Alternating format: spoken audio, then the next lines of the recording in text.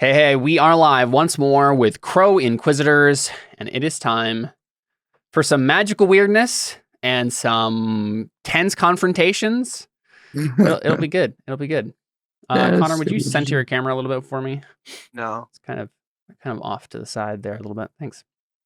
Okay, we are gonna jump into it. I think the first thing that we see as we open up the episode before we get our, opening credit sequence where we do our beliefs and instincts, and all that, we see Achia. We see Achia True, the abbess, the former abbess rather. She is, she's in Dellon's manor still, I assume, right? Like she was staying with you. Yeah, I suppose. Yeah, makes sense. Although we just moved that. So I assume she moved with us. Oh, yeah, I forgot. Yeah, I mean, it's not like someone moved in immediately to your old place. Is she still staying in the old place? She's just squatting in the old one. It doesn't matter to me. What do you think? It's your decision. You would have been the person who told her where to go, right? Oh, I mean, I wouldn't expect anybody to live in an empty house necessarily. Okay, I don't know. That's fine then. Yeah, so then she is in the temple district, right? And whatever we just see her getting set up, right, in her new quarters. That you're the guest room you're providing for her for now. Because I'm assuming you didn't kick her out. Right. Yeah. Yeah. And she gets settled in. We see her kind of like put the last of her belongings in the room and kind of get it situated. And then she decides to take a walk around the new manor. And she gets close to like the waiting room entrance area and notices, hears a servant basically talk to someone who he's letting in, right? So the servant basically says, yes, Lady True, please, yes, come in. I'll see if the master is available, right? And we get a shot of Aza, the red-haired daughter of Oberdon, that is his like legitimate daughter, sitting herself down in the waiting room, and maybe the servant asks if she would like some tea, and she politely declines. And then Achia is his legitimate daughter too, just that she's not like recognized or whatever. That's basically legitimate as in like it's her real daughter. Illegitimate as in not officially daughter on the records. Was shuffled off into a nunnery at an early age, right? Okay.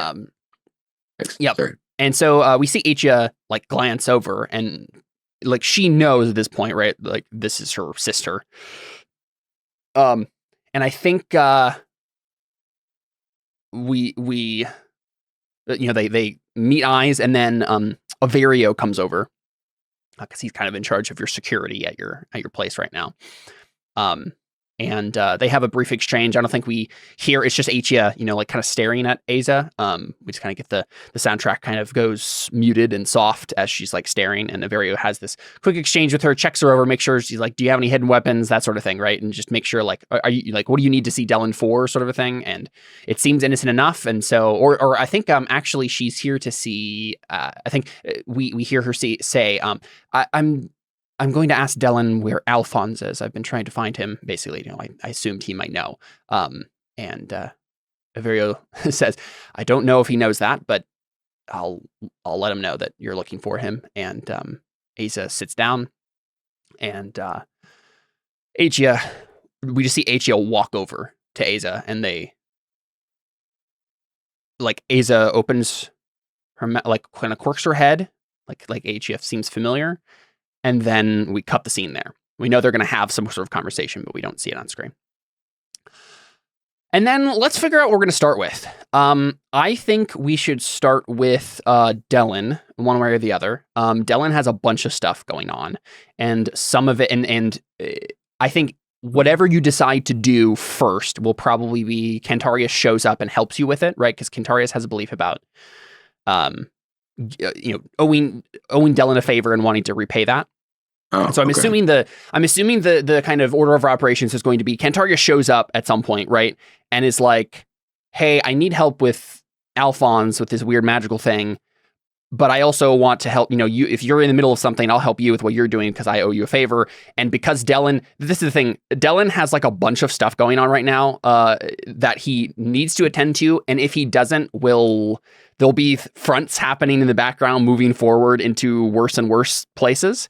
Okay. So I figure we start there so Dellon can get something done before things start getting weird and crazy.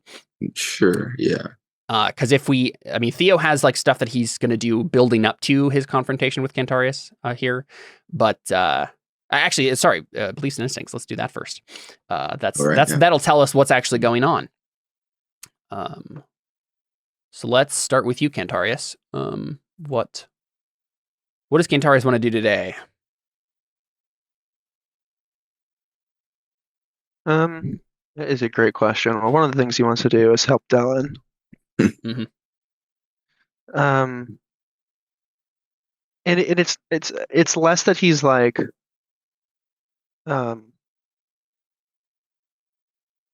he's less like he owes him one and wants to like verbally make it up to him, be like, hey, like you want me to do you a favor, and more just that he wants to, in his own mind, make it up to him. Sorry, I'm trying to pull up my character sheet. Okay, so this world is more than blood and gold, and I hope Theo feels the same. I will determine his allegiances. Dun dun dun! The shards of power inside Alfons' chest present a possible danger. I will recruit Dellon to ensure Alfons' safety. Dellon's aid in my quest has been tremendous. I will return the favor in whatever way I can. I don't know that I can be of help in any way, shape, or form. That's what I said, but Cantarius realizes that, but well, he doesn't realize that quite. He knows that Dellon can't do something like magical. Like Dellon can't do something magically directly, but he thinks, okay, Dellon will know what to do. And this is bishop now, so right. And this is Alfons. Right. And so Dellon will also know how to handle Alfons. Right? Like Dellon will know what to do with Alfons is kind of what his mindset is. Yeah, and if all else fails, Dellon could just try to miracle it away, right? He does have faith. Right. Gosh, yeah. Actually, it's actually not a bad idea. Doing it by myself is a bad idea, but now I can just be like, hey, all of you bishop people come here. That's true. Yeah. Can we force magic into faith? I don't think so. Usually, I think it's in the art magic rules that you can't give dice to an attribute, which faith is. Usually they make that. D&D has taught me anything. It's that divine magic and actual magic are different things. Yeah. Sorry, what were you saying? I don't remember. I don't know. It's probably not important. Cantarius, what are your instincts and stuff? Oh, right. Always be on the lookout for the bonds that tie demons to the physical world. Always offer forgiveness to those who repent. Always be on the hunt for demons. Nice. And you got so many traits. We got to remember that you have affinity for demons. I don't know if that's going to come up this time, but we keep forgetting that. Oh yeah, you have the trait dreamer. I have not been giving you dreams. Forgot about that. That will probably go away with that was to represent Winter. Yeah, you're right. Okay, yeah, we'll probably vote that off then.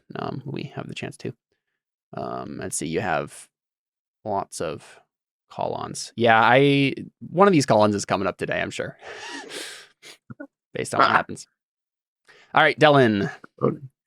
Yeah, I've got Maria and I are working to protect Ceran, but my family needs protection as well. I will ensure my sister and my nephew get out of Lucerta safely. I have been given a new station. I will do my best to fulfill those duties in the meantime. First, I must attend to the meeting Sergio arranged. Alfons and I have come a long way since our childhood. I will help Cantarius discover what is wrong with him.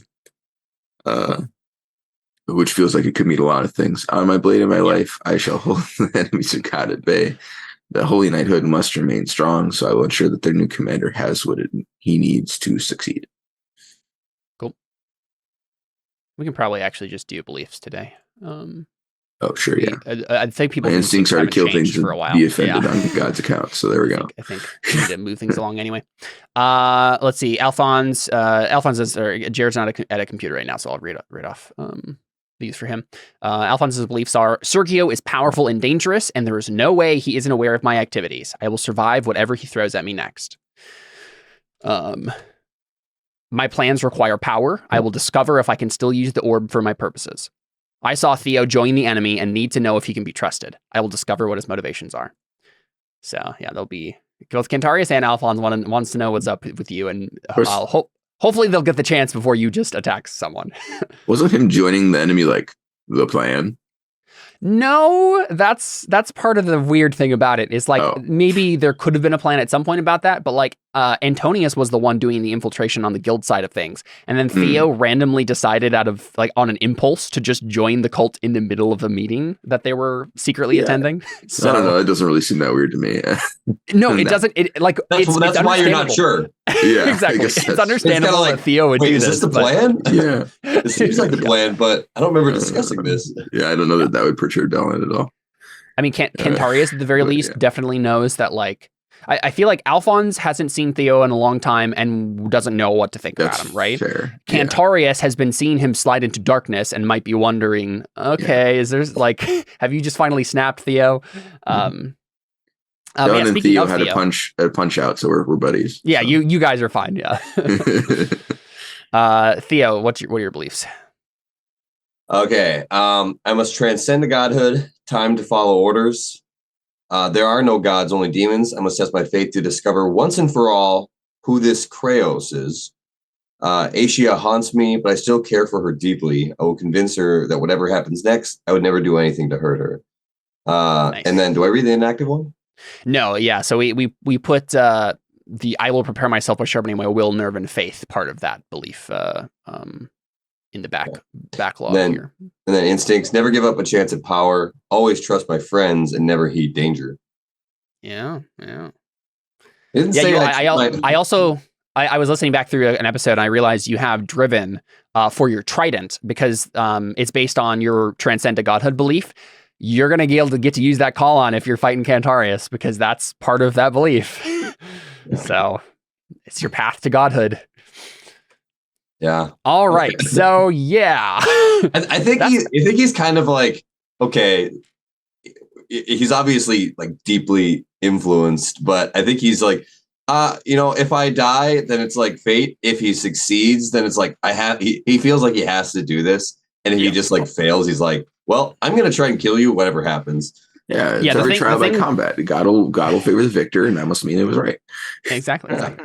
That's the thing with Persona, right? Is like neither of you can actually die if you don't want your characters to. So we can always, kind of move the narrative in whatever direction we want. I think if he tries to kill him and then like succeeds, but Cantarius lives, he just is going to be like, oh yeah, I was possessed. Or you're going to be like, or they're going to figure out, oh hey, he's demon possessed, and then they're just going to be like, oh, we don't want to kill him, but we want to exercise him, so they have to like do something to me or kind of incapacitate me or something.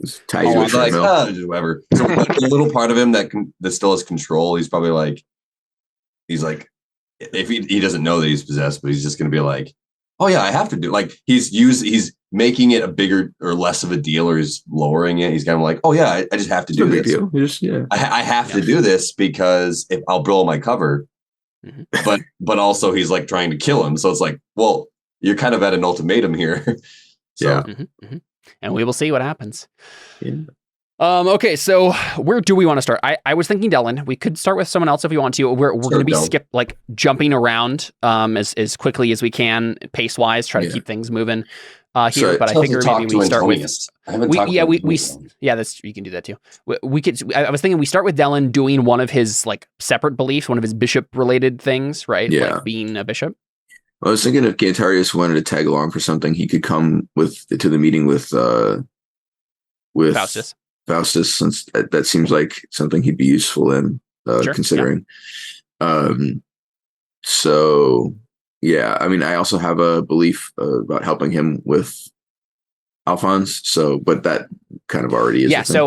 One thing we need to keep in mind is that at the end of last session, Cantarius failed. Not maybe at the end of last session, the end of whatever session Cantarius was in last.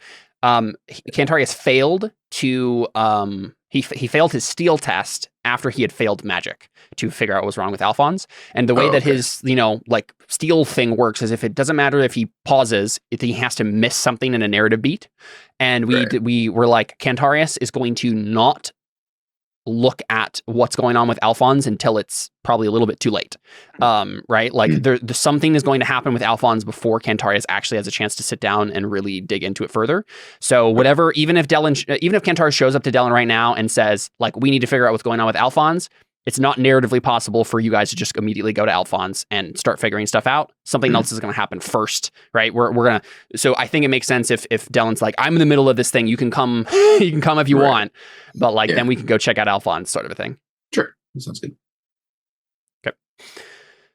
So yeah, I mean, technically Dellon has 3 things that Cantarius could tag along for. Faustus makes the most sense, but we also the one he would be the most relevant for, I think. Yeah. So we can do that. Cool. So the meeting that you're having with Faustus, Dellon, is about the church's iconoclast position, right? So the church's official position is no images, right? None at all. Just like, not probably even more strict than like Israel actually was, where like, there were some,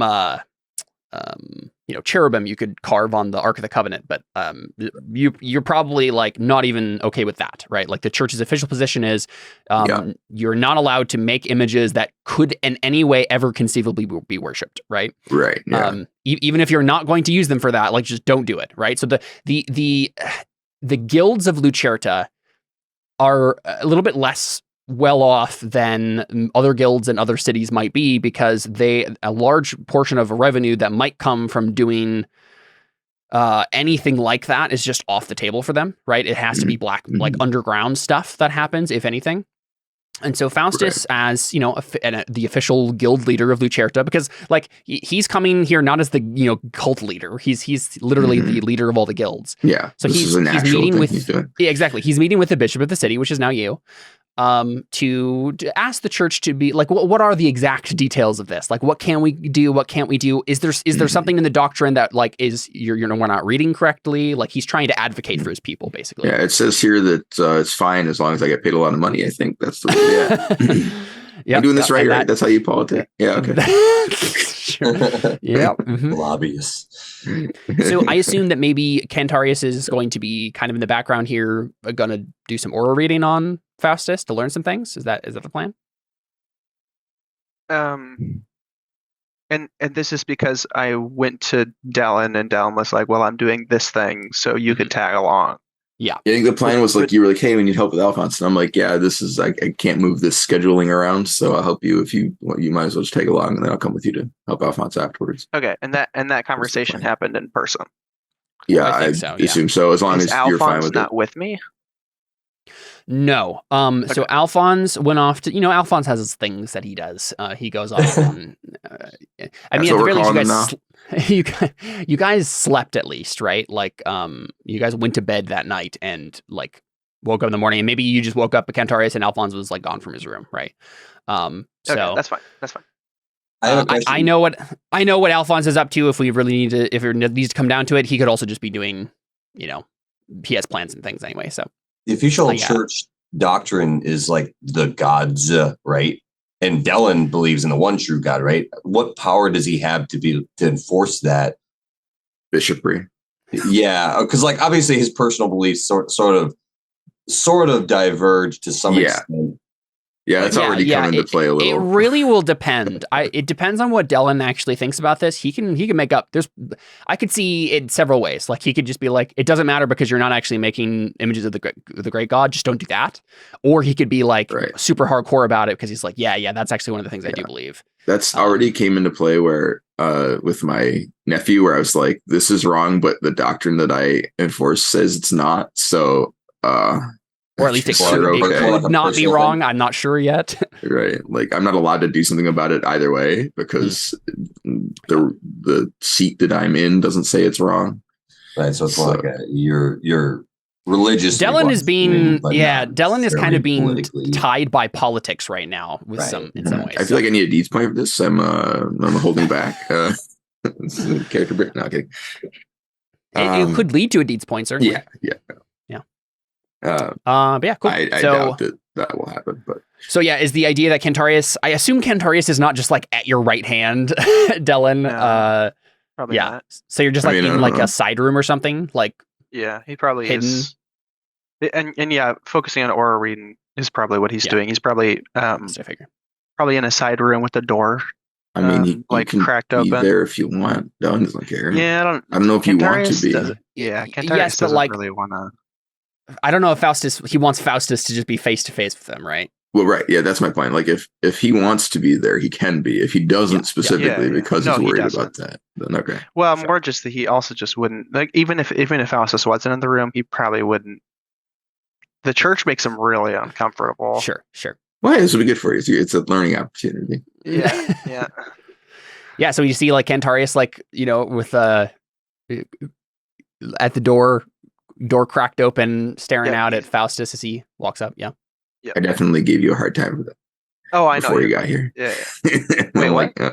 Dellon definitely gives Cantarius a hard time for hiding in the closet before Faustus gets here. Oh, yeah. That's fine. Yeah.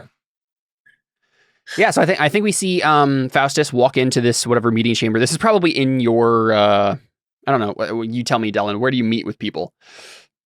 Could be in your big manor. Could be in. No. Yeah, he wouldn't meet him at his house. Yeah, probably like wherever crazy guy would have met people. There's probably like an official like office. Yeah, I think it's more like it's not quite a throne room, but it's certainly like a larger, like more vaulted chamber, where your I don't know if you'd be having like an intimate. I guess you could. Up to you, Dellon. Is this? I was imagining know who this guy is, so probably not. yeah. I was imagining more of like a formal arrangement, right? So you're like standing or sitting, whatever you want to be doing, but like in this larger chamber in your meeting, kind of like the sort of thing that would look like a throne room, but it's obviously not that sort of thing because Dellon doesn't need a throne. But whatever the religious version of that would be. Not yet. Right, yeah. You maybe you have a seat and a big table or something, right? And you could have your signet ring and stamp a document or something, right? Like that needs to be stamped. Something along those lines. And we see Faustus walk in, footsteps echoing on the stone, and he is framed by some of his like guild buddies, right? So just to have a retinue mainly more than anything. He has his ever-present little like page by his side, and Cantarius has seen this person. I don't know if Dellon has, but it's a guy who he just holds this giant bow. And arrows. He's like his weapon bearer, right? And just walks around with him everywhere. And if you've ever heard any stories about this guy, you know that like he's a bowyer by trade. Like that's what he did before he became the guild leader. And he got really, really good with the bow. And in dangerous times, he likes to keep himself prepared for any eventuality. So he has a couple other like guild craftsman types behind him, and Antonius happens to be among them. So as hypocritical as it might be for Dellon, I'm not sure he's allowed to bring a 7-foot bow into a church. It seems like I was a holy knight, so I was like, this is where my sword goes. But sure, yeah. Let me. How about I roll? The guy who makes bows is allowed to bring in his enormous trebuchet. How do we do this? Dellon, trying to think. I think someone's rolling an etiquette roll here. I think it might be him. It might be to see if he can get away with it, right? Like if he's good enough at etiquette, maybe he can get away with it. Yeah, sure. What's the difficulty for that? Is rolling I don't know. What do you think? I was gonna say we could probably have let me check etiquette. As a reminder to everybody, we do have a compendium now. So if you ever need to know what a skill is or whatever, you can type that into the little I section on Roll20 here, and you look up rules now. Let's see. So the obs are based on what kind of lord it is, right? So minor lord, baronial lord, ducal lord, king, queen, queen mother. That's what the scale is. How important you are. Yeah. Okay. So I'm thinking maybe ob 3 for ducal lord. That seems appropriate. That's right below king. Right. You're important, but you're not the king. Because of where we're at, that seems relevant. Maybe in other places that would be much. Mm-hmm. All right, so let's do. He's gonna roll his etiquette, and let's see if he has any forks. He'll do astrology, obviously. Although that's to know what you should do. This is to convince me that he should do something he shouldn't do. Right? Yeah, I think this is the role to be like, is he allowed to do it? Right. Well, wouldn't that have something to do with religious stuff? Then wouldn't that be more like doctrine or something like that, or like maybe? Rule of law, I mean, this is religious doctrine, right? Or sorry, religious etiquette rather. It's still, I think it's still etiquette. Yeah. It's just so. Thanks. I'll fork in doctrine for him. Let's do it that way. I think that might be it though. Let's check.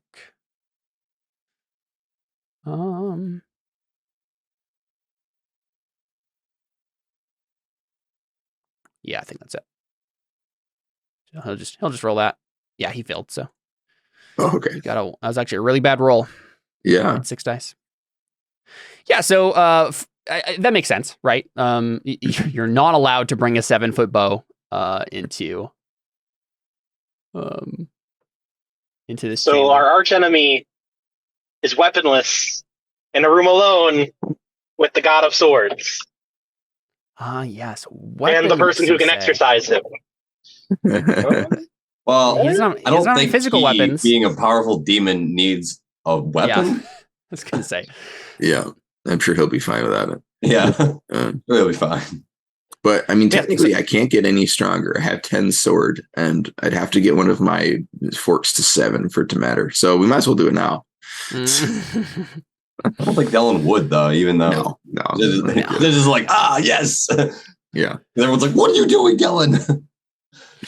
Yeah, so we see his retinue, right, kind of trailing behind him. Antonius happens to be among them. It looks like he is kind of an assistant to, he's like there on behest of one of the other guild leaders that's in his retinue. So it's not like Antonius is one of his big honchos, but he's, third step from that, right? It's not, he's not in, the guild leader is not one of the minor guild leaders, but he is a guy who's important to one of the guild leaders, apparently. He's probably would have no idea that's the case. Yeah. But for us, yeah. Cantarius might have kept up with him, what the plan was exactly. But yeah, let's roll his first. Cantarius, you're gonna have to make some sort of inconspicuous test or something, or stealthy or whatever. Try to not be noticed during this. And it's not like Faustus is gonna be like, "There's a man in the closet," necessarily. Wait, he actually is hiding in the closet. Well, he's hiding in some side room. Yeah. He's looking through the two-way mirror. Not a one-way mirror. Or is he actually planning on attacking him or something? Two-way mirror. No, he's just there to help, basically. You attacking him? Or he just wants some information? He's just here because I asked him to be, basically. Oh. I think, right? No, well, I came to you for help with... right, yeah. And then I was Alfons, like, I got a thing to do. So I was like, okay, I'll come with. Yeah. I don't have anything that would fall under inconspicuous. Do I have to do this physically? You can do. I don't know. You have the sensory discipline. You can certainly do this. Like no one can see or hear me. Right? Yeah. Okay. I'll do. Is he close enough to Faustus that he could like sense his presence or something? Faustus could attempt to like do aura reading instead, right? But like he wouldn't know to do that unless Cantarius makes himself notice here, right? Unless I don't think he has an instinct to like automatically scan the room with aura reading. Okay. Right. Your ob is 3 there, Cantarius, for his observation. Okay. I will check Faustus to make sure he doesn't have an instinct like that. No, he doesn't have any instincts. Oh well, I could write one for him right now. He's always on the lookout for Cantarius. Yeah, always be on the lookout for Cantarius. Yeah, so I think you're good. Seems a little targeted. Good enough. At least in the moment, right? Like if something changes, or if you start aura reading him and something goes wrong, like you could certainly reveal yourself. But for right now, you're successfully hidden in the closet there, or whatever side room it is. Cool. Yeah. So Should Faustus. I roll for oil reading now then too, or do you want to wait Let's start for with that? Faustus's conversation with Dellon a little bit. Yeah. Dellon. So Faustus walks in. Dellon just drops down with her cyber sword. No, Dellon. I stab him from across the room. Yeah. So Faustus says, Bishop Tan, it is good to see you. I trust you're in good health since you're, I trust your new position is serving you well. It's interesting. And as a reminder, Faustus is played by Mads Mikkelsen. So, very, very well groomed, slight beard. He talks probably softly. Yeah. Every time you assign a character, an actor, you either burn or compliment that actor pretty much directly. Yeah. And you're like, this guy's disheveled and gross looking. I'm like, that's a real person. Yeah, that's why I chose him. Perfect for this role. Yeah. Yeah, exactly. I'm sure that's totally too, typecasted. Yeah. Anyways, yeah. So it's been interesting. Mm-hmm. I take it things have been going well for you. Yes, I believe so. The guilds are prosperous, especially with this embargo lifted. The Techo merchants are, even though there's some tension, my guild leaders wouldn't pass up a chance to make a profit. Hopefully this lasts for a while. He nods. Prosperity for all is what I say. Speaking to that end, I was hoping to advocate on behalf of my guilds for that exact thing. Prosperity for all. You are probably aware, Dellon, of the strictures imposed upon my guilds relating to the carving of statuary. Yeah. I assume I am. Yeah. Mm-hmm. Yeah. He says, let me tell you a story, Dellon. I grew up in the town of Estel. And immediately, Dellon, that should key you onto something. Estel is the village, the little fishing village that you went to on the first mission for Crow Inquisitors. As that place. So he says, I grew up in the town of Estel. I was the town Fletcher, Boyer, and I tell you what, the people of Estel were simple. The priests, they did what they could to train them in the ways of doctrine, but there was a gap that I saw. As a man who can read and write himself, actually, let me check on his character sheet that he can, actually. Just lie. I've been alive for 10,000 years, but I never bothered to learn how to read. I mean, the demon can read and write, but yeah, you can. Yeah, I mean, isn't that who's talking? Actually, no, it's Faustus. Oh, yeah, I guess I forgot. There's a man in here. It's not like... Not just a demon. Yeah. Yeah. I don't know why I just assumed that it was like that. He says, as a man who can read and write himself, I wasn't hindered by that. I wasn't hindered in my learning of the doctrine of the great god, but many of the normal townsfolk were. And I believe that something like religious statuary to show us the patron saints and their acts, to show us the history of our people, how the great god brought us out of exile to this bountiful land, to show us the celestials dancing to the eternal song of the great god. Any of those things could have been immensely helpful to help the peasants understand the religion that they were a part of. But this archaic stricture. And then I'm going to make a roll for Faustus, and you tell me, what do you want to be true about this religious statuary? I think Faustus is going to try to roll his own doctrine test right now to see if he can make it true that, like, the religious statuary stuff, like the icona, whatever the word that means. Yeah, iconoclast. The adjectival version of that. Yeah. Iconoclastic. Whether or not that's a later addition or part of the original text. Like an original right? thing. Yeah. What would you want to be true? Because it's possible you're rolling like together in this, or you're rolling against each other. I think or you can be neutral. It's probably meant to be. I mean, so Dellon's response to that is going to be to tell a story where I'm basically going to rip off the golden calf story. And so I think his intention is basically like, we can't erect things that might cause people to worship that imagery instead of what the imagery represents, right? Yeah. And so I think that's the core of it. So like, there's probably things you could do, but probably not that. Mm-hmm. So, and I mean, if it helps, maybe Dellon can respond, and then we can see if see that. So he nods. He says, "I do understand that, but allow me to tell my own story. There was a how old is this country we're in?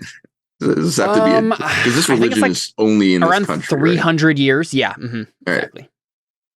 Yeah, basically, you're an offshoot from the normal, like the old Garrick Empire, and you basically the first high priest or whatever got a vision from the great god and was like, yes, the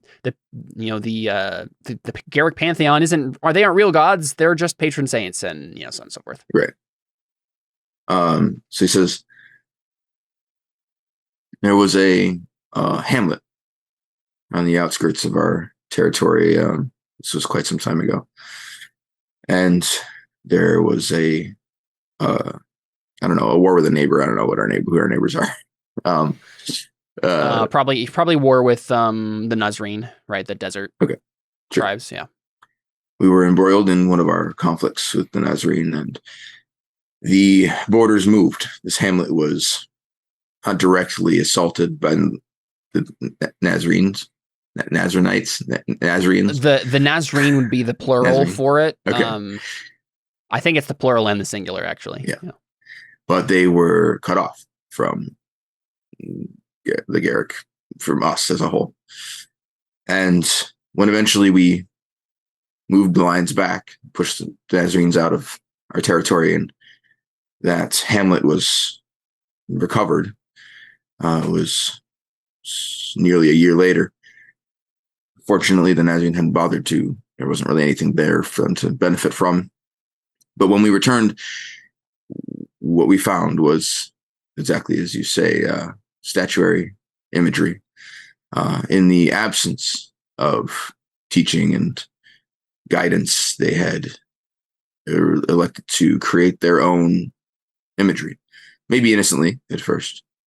But by the time we arrived, those statues were their gods. They worshipped the statues, the images that they'd created. They didn't know who the patron saints were or the great god anymore. It hadn't even been a full year. It didn't take long.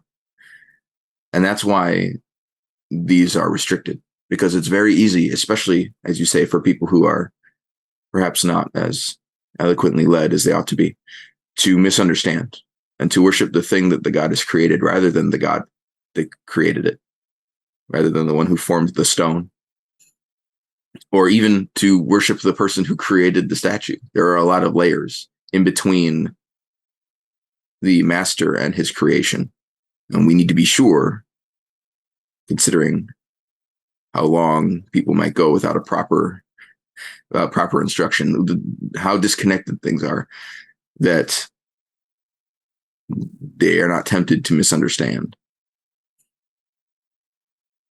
Unfortunately, Dellon, I think that men will misunderstand in all sorts of directions. And yes, it may be true that a certain type of person may be led to idolatry, but there's another type of person who is led to idolatry because they have no way of really knowing who this god is, who this god looks like, what this god creates. For if you cannot even show us the creation, how can we know that the god created it at all? And then you have a situation where people are tempted by images, any images they see. If they are not allowed them themselves, then maybe there are those out there. And he looks you like directly in the eye and has like a weird and so this is like a moment where like you wonder if like the demon is now talking to you instead of the man. And he says, there are those out there who take advantage of absence. Gods that you can see and hear are are far more tempting than invisible deities in the sky. Why not forge a middle path?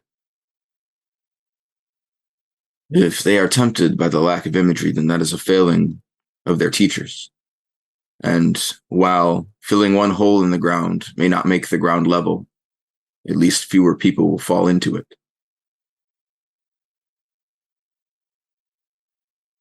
Yeah, I think there's a role here. I'm wondering if it's like a religious diatribe or something like that, right? Where you're trying to talk. Maybe.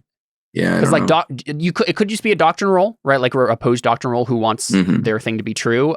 But it sounds like you're also just like talking religious at each other, right? Instead of just knowing. Well, I have suasion and doctrine. I don't have religious diatribe. Let me check what religious really sure diatribe what the actually difference is. Yeah. Yeah, religious diatribe is an oratory for angry religious types. So I guess what matters more to Dellon? Is it Dellon needs to be convinced, or Dellon, like there needs to actually be doctrine that he can hang his hat on? Yeah, I mean, if he can't point to something in the doctrine that says that that's okay, then I don't think he's going to change it. Like, so if he can point to something in the doctrine, then does he still have to roll to convince you? I mean, I think if he can succeed at the doctrine roll, and like finding some, that'll be like him finding a compelling argument to prove that it's in the doctrine, and then I think that's good enough. Sure.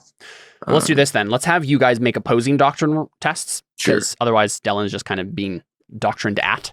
I think it makes more sense if you're, because you want something to be true too. And I think the difference here will be if you succeed, then technically Dellon is correct. If he succeeds, then technically he's correct, right? Like there is more, but like the best I think Faustus wants is just like religious imagery, imagery that, yes, we need to be careful about not worshiping these things, but there is a middle ground here where things can be made, even if it's not religious imagery that he's talking about. Like images in general shouldn't be banned. Like there should be some statuary that's available, even if it has to be made clear by some regulation or something that like this is not like a little a plaque that no one can read. Yeah, exactly. Little fine print that says "Do not worship this statue." Whatever the equivalent they can pull off. Purposes, do not worship. Exactly. It can't hear you. Cool. All right. Can I fork in suasion since this is about the souls of people? Yeah, as long as he can fork into religious diatribe. Sure. If that's an oratory skill, can I fork in oratory? You said the doctrine test is the thing that matters. You don't need to. He doesn't need to convince you after the fact. Okay, right. Then this can all be one roll then. Yeah. Oratory is fine. Yeah, for just piling it all in. Are we? This isn't a persuasion based thing, so right? No, yeah, this is like a formal thing, not a like intimate thing. So honestly, I don't even know if persuasion counts then. Oratory counts, but suasion is like persuasion for your soul. It's like talking to someone one-on-one about, and there was never a point where you were like, Faustus, I'm worried about your immortal soul. No, right? Like, I mean, I was worried about other people's immortal souls, the people he was making stuff for, but maybe that doesn't count. It does not count, no. Okay. So that, sorry, just got. Okay, I'm finding his forks here.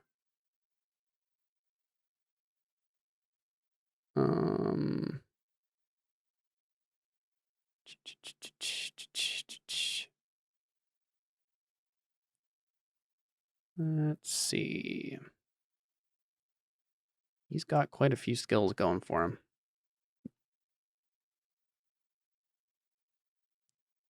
Can I do foreign doctrine as well? Since this sort of is an offshoot from him. Okay. All right. Your ob is 4. And I was he rolled 13 dice and got 4. Oh, what a monster. That was sad. Okay. Can I do a faith roll to like? Would Dellon have prepared himself for this meeting in general?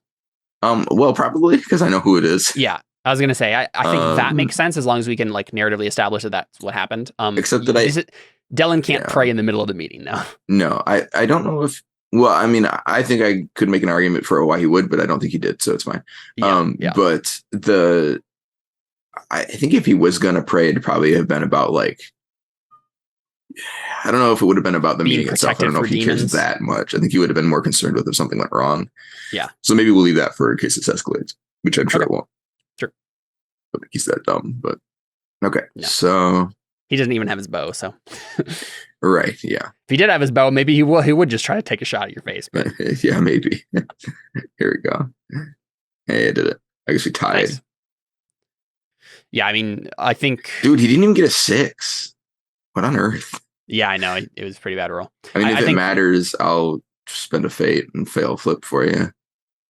No, I think Ty goes to the defender, and you're the defender in this case, right? Because he's the one trying to push something doctrinally. You were happy going with the status quo, so right. So whether or not, I mean, Dellon can decide whether or not he wants to give this guy an inch. Dellon might feel like I feel like the official church position is more strict than Dellon himself. Probably. Would be like he would be comfortable. Dellon would be comfortable with something less strict. But it's up to you whether or not you want to give Faustus that. You've won the argument at this point. So if you refused him, you'd probably have to make some sort of roll to like be like, this is like, it's in your best interest that I just did that. Here's why, right? Like, so he's not. So it's mainly so the guild leaders that are in his retinue aren't like going to turn against the church in some more concrete way now.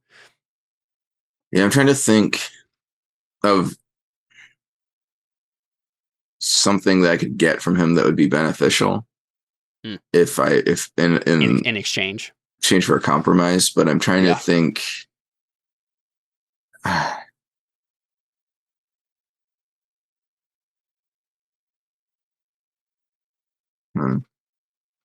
So Faustus is like the leader of all the guilds. Yeah. I mean, I guess he mentioned the Techo. Yeah, I mean, that's what I was thinking. If there's something concrete he can do to like help us cement the people against the war reigniting, that might be worth it. I mean, to be honest, the Techo are super into religious statuary. If you there it is. You can make religious statuary for the Techo only religion. For foreigners. Yeah, and sell it to them. You can make statues of their gods and so. I think that makes less sense because that would be very against Dellon's position. Yeah, but that would be hilarious. I don't think Dellon's pragmatic enough for that sort of position. No. If Dellon was like a harsh person in the sense like where he'd be like, "Yo, it's totally fine if everyone else is damned to hell, just not our people," then maybe you don't care. Right, yeah. Yeah, I think more like he's worried that Techo statues would end up getting worshipped by characters. Sure. Yeah. But yeah, so he says, with that said, Faustus, earlier you mentioned that you also hope that the hostilities with Techo do not resume. I assume that's an accurate assessment. It's not good for business. Not my sort of business, anyway. Well, if the church could rely on you in a more concrete way to ensure that this doesn't come to pass, is that something you could offer? I would be happy to offer anything if you. I would be happy to offer anything along those lines if you can give me specifics of what you're looking for. How could I help the church in this matter? That's a good question.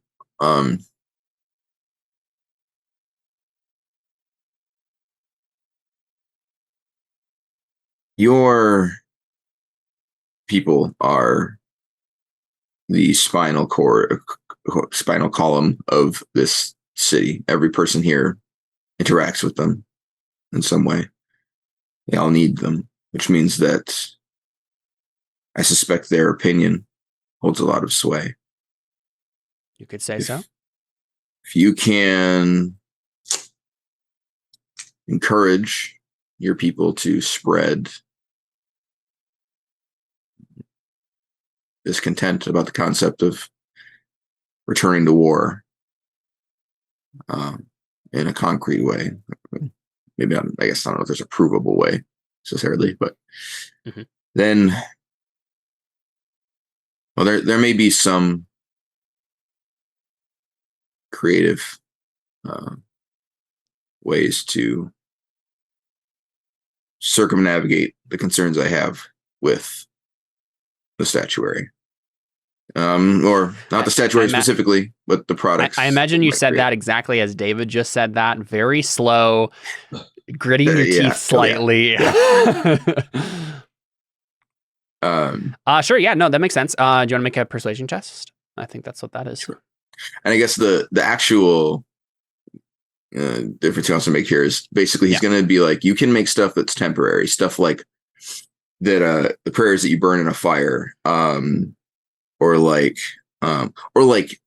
tapestries that are like obviously art meant to depict like a thing happening, right? Yeah, but something flat, carvings. Yeah, like stuff that's like made to be art and not made to be like imposing, right? Or something like that. Or like, if you want to inscribe something on a tablet, like a passage on a tablet of stone, that's fine. Like most people can't read it anyways.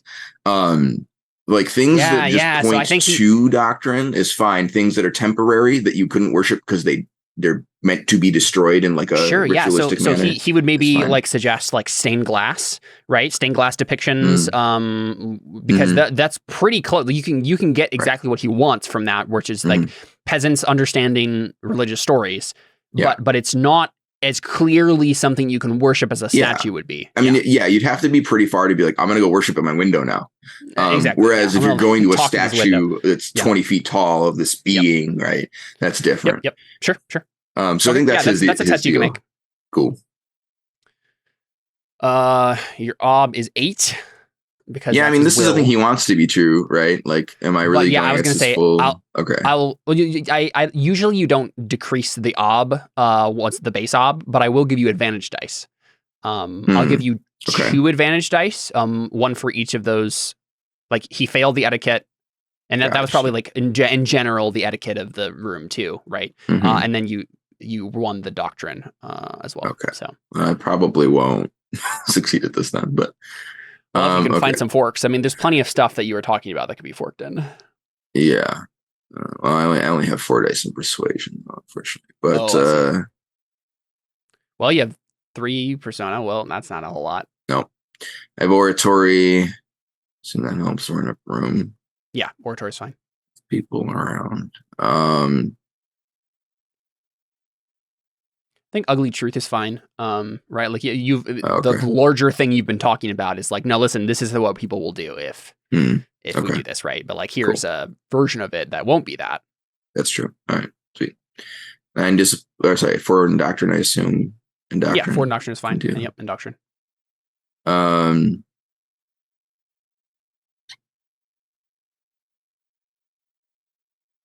I assume I can't do suasion here either. So it doesn't sound like you cared again about Faustus himself. I mean, I know how he feels about his eternal soul. So yeah, he sold soul to the demon. So yeah, well, I have as many dice as the. So wait, no, that's not true. It's possible. I have 2 more because I forgot to add the ones you mentioned. So yeah, that's. Well, you want to spend any persona? Great odds. How effective will this be? I don't know. Sure, I'll spend 1. Why not? Try to think if this is a big enough deal to matter. I mean, this is you getting Faustus on the side of the war, or on your side of the war situation, at least. That's true. It'll be a pragmatic thing for him, but like that's technically a win, right? A pretty big win. Right. He'll also make more money, so. True. Oh, I accidentally added one of those. Instead of giving it in the Artha, I put it in advantage, but I don't think that matters. The only thing that will matter is it might change the difficulty. The difficulty.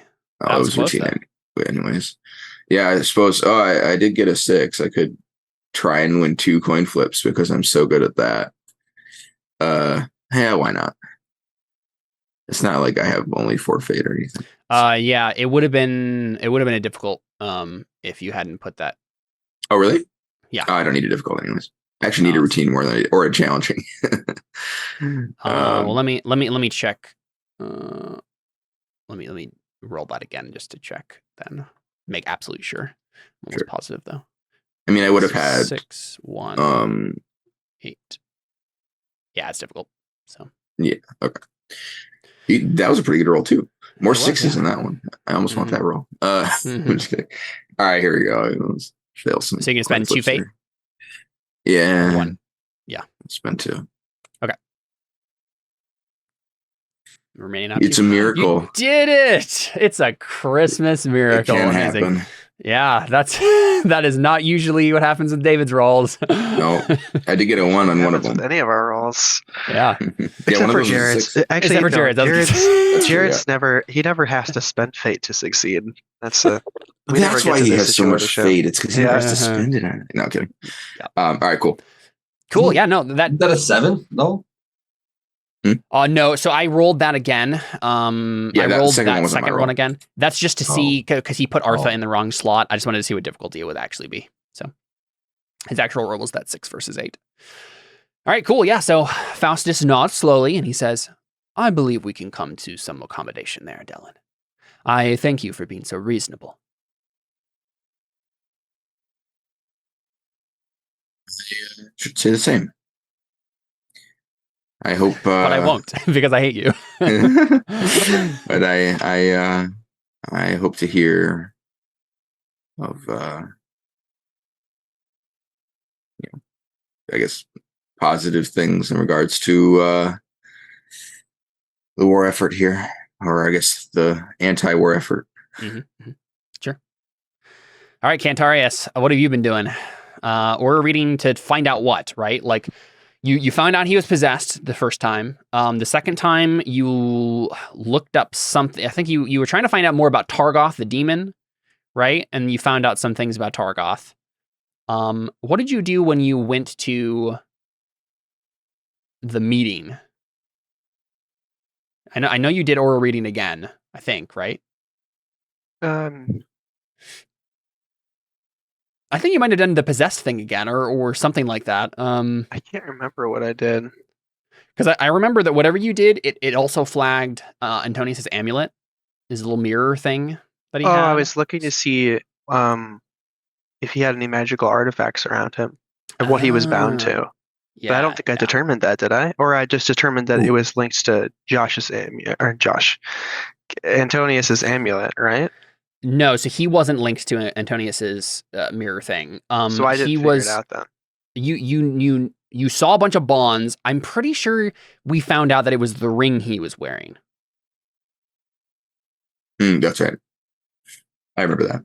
Also, I know what you should do, Cantarius. You should go out and kill his page who has the bow and steal his bow. Because he's not with him. You're muted, by the way, Cantarius. Yeah, sorry. Go ahead. Did you hear what David said? You should go take out the page and steal his bow. No. I mean, you can just make the boss fight easier. Although I can just do aura rating to see Cantarius. Real quick before we get to the aura rating.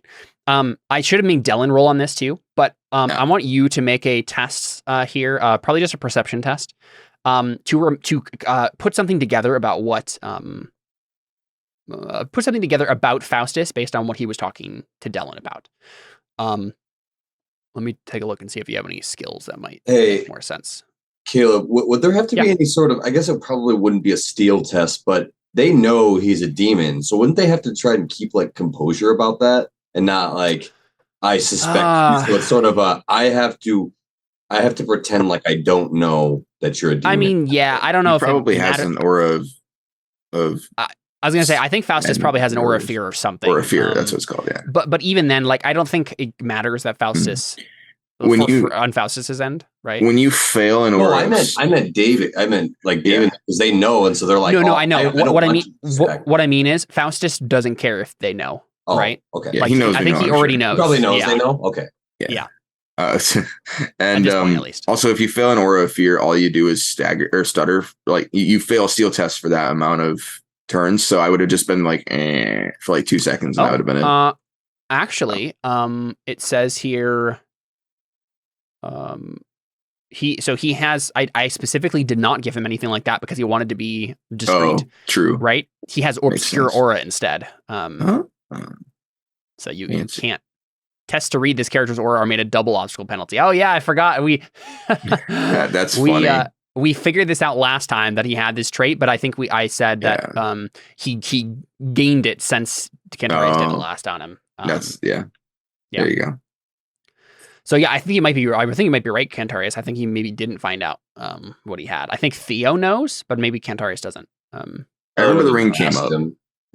Like, hey, that's right. He like looked at his ring, and you asked about it. And he was I think Theo knows, but not Cantarius. Yeah, he didn't say it was, but he. But either way, Cantarius, let's have you make an intellectual discipline roll. To think, to put the dots together. Of something that the guy said. What's the up? Good question. I don't know.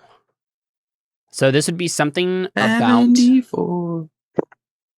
Let's have it be an ob 3. I don't think it's going to be super difficult. I'd say that was for you, Jared. Jared always does that. I appreciate it. 25. So ob 3, Cantarius. Op 3. Mm-hmm. Wow. Wasn't expecting that. Again, wow, that's one of the best roles I've ever had in my life. I think if you guys were in your characters' heads, like I think Dellon and or Cantarius would think of this more easily than David or Connor would, because it's been so long since first season of Crown Inquisitors. But you remember, you realize, Non, that's the last name of the lady who was in charge of the cult that we stopped in Estel. She was a Boyer / Fletcher. This might be her dad. Huh. Great. Yeah, didn't put those pieces and that together. sheds some light on whatever cult they had there. Maybe that was influenced by demons. You're not sure, right? Like, this is what from was going season on there? 2, right? Season 1 is the first thing you guys ever did was stop that cult in that fishing village. It is hilarious to me that it's been longer in real life than in the game, despite the game having taken place over years. Like our characters have children, and it's still. I listened back to the first season too, and I don't remember this Fletcher. Yeah, so Frinta was her name, Frinta Non. So the lady that Alfons seduced to try to get the cult on, like he was basically like, yeah, we're gonna, I'm part of the cult too, and we're gonna like help you guys, and instead they all got executed. Go to Faustus and be like, hey, I seduced your daughter, I guess. Yeah. Okay, so. I mean, really, whose daughter haven't I seduced? Fair. Kind of. Even my dad's daughter. Come on. Yikes. Yep. Yeah, so I don't know what Cantarius wants to do with that information, or if he wants to try to put more pieces together or something. I don't know, but that's what you. Like, that story lines up too nicely for it to not be her dad. Yeah. Okay. So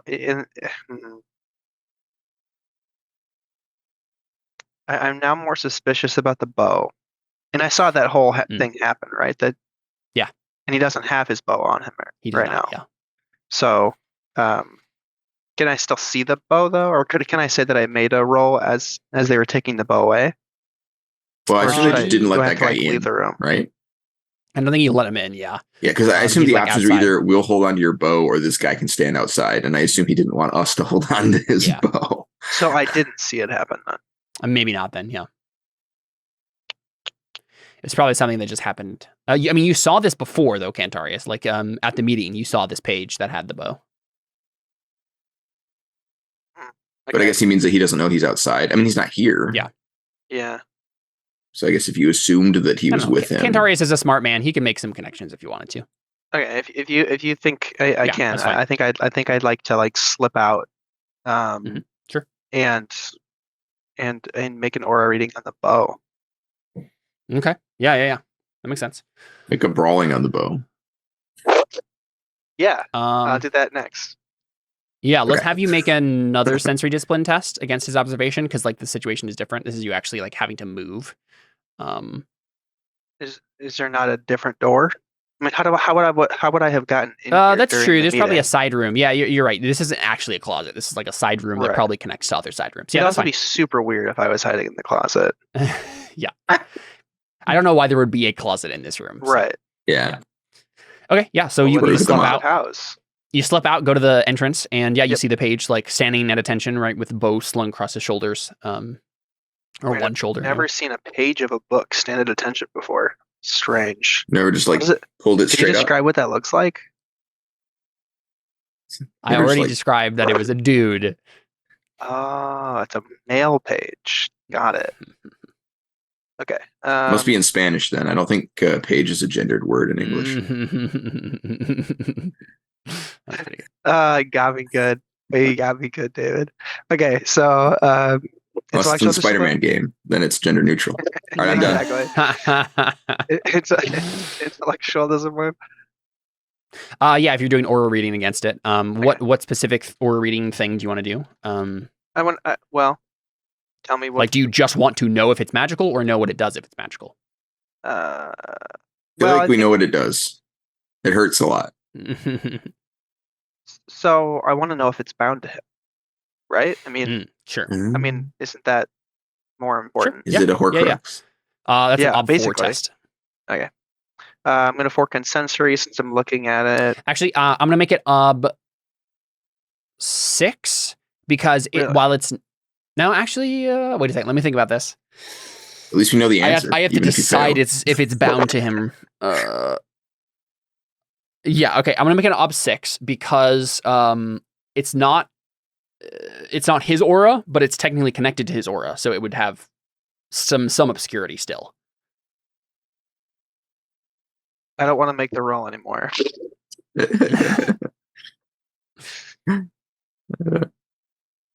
I already gave you the ob though. So. I know. It's unfortunate.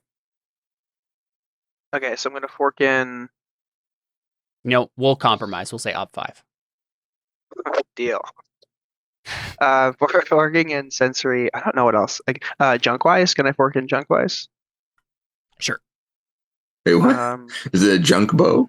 well, because Well, or maybe I if- could fork in mending, So or maybe that's more prevalent. junk-wise is more appropriate. Yeah. So the idea is like, is it junk? And if the answer is no, Or then that's just- fine. But I don't know if you could shoot a 7-foot bow if it was made out of junk. I think it would snap. Well, but Like, the point is that I do mending and I know materials. Okay. yeah, junk-wise is his wise for being a tinkerer. I think it's fine. Oh, okay. All right. Yeah, that makes sense. It's just funny. I think that's it. Unless it's related to cult doctrine at all. No. Okay.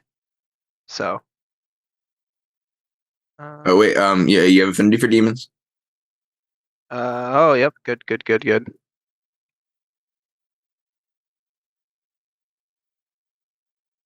Yeah. How? Oh, that was a How is really that bad possible? roll. Oh my goodness. You got a lot of ones. You can reload. No, I'm kidding. Only that was how that worked. I give up. I quit. At least I give up. I literally, what could I do? I mean, besides to use a deeds point. You could just go take it. Yeah. I'm supposed to Right. do Yeah, I that. mean, that's But true. if he's attached to it, he'll probably have like magical GPS on it. So maybe that's not a good idea. Yeah, I'm taking a look real quick at his traits here, or / his skills. Right. Okay. Yeah, because he's different from Demon Guy. Here's how you find out if it's bound to him. You break it, and if he dies, then we know, or gets exercised, I guess. Yeah. So your That's a intent, good Connor. point. Your intent, Connor, was to know if it's bound to him. Mhm. Yeah. So I think, yeah, I think, you failure here, right? Is steel test. So let's do that first, actually, Okay. and see what happens. So And the op for the steel test is my hesitation. Oh, hey. is I think your they're both made out of hesitation, steel. your hesitation plus the margin of failure. So Shouldn't 4. T have had a penalty from his last failed steel test on this roll? No. Didn't you say he had to have like a moment where he hesitates or something? No. So the narrative beat we chose was he can't check out Alfons. Oh, he already had it. Yeah. Okay. I was going to say, this is a failed roll. You might as well blow your penalty on this, but okay, gotcha. Never mind. Yeah. So Cantarius, I think this isn't, and don't interpret this necessarily as me saying, oh, it was bound to him all along. But like, instead of, you start to open your mind with aura reading, right? And then suddenly there's a man standing in front of you. And you know this is not a man. This is the demon, Targoth, right? And Targoth is played, we haven't actually seen him on screen before. Targoth is played by Peter Stormare, Abruzzi, from Lost. The Hound. That is not from Lost. That is from Prison Break. Or from Prison Break. Yeah. Sorry. Yeah. I knew what I was saying. The Hound. That's amazing. I love that. That's Targoth. He's from, that makes me so happy. Armageddon. I'm sure he's been in lots of things, but I know him from Prison Break mainly. But yeah, so he probably has that smile on his face too, right? As he appears in your peripheral vision, and it's like the world pauses around you, Cantarius, and I think we see him. The man Targoth is standing next to the page, and we see Targoth, and you're like you've failed your steel test, Cantarius, so you're like just standing and drooling, right? I assume that's the one you would choose instead of like run and scream or whatever. It's too bad you don't have the go for glory option. Exactly. Yeah. I'm assuming that's what you do, Cantarius. Just stand and drool. Yeah. Yeah. So he kind of reaches up to the bow. It's like a big giant war bow, right? And he like plucks at the string a little bit, and it like kind of vibrates in slow motion, right? Like you see like the waviness of the bow in slow motion, and he looks back at you. He's moving in real time. But the bow has like been plucked in slow time. And he smiles a little bit and he says, I was wondering when we'd have a chance to talk.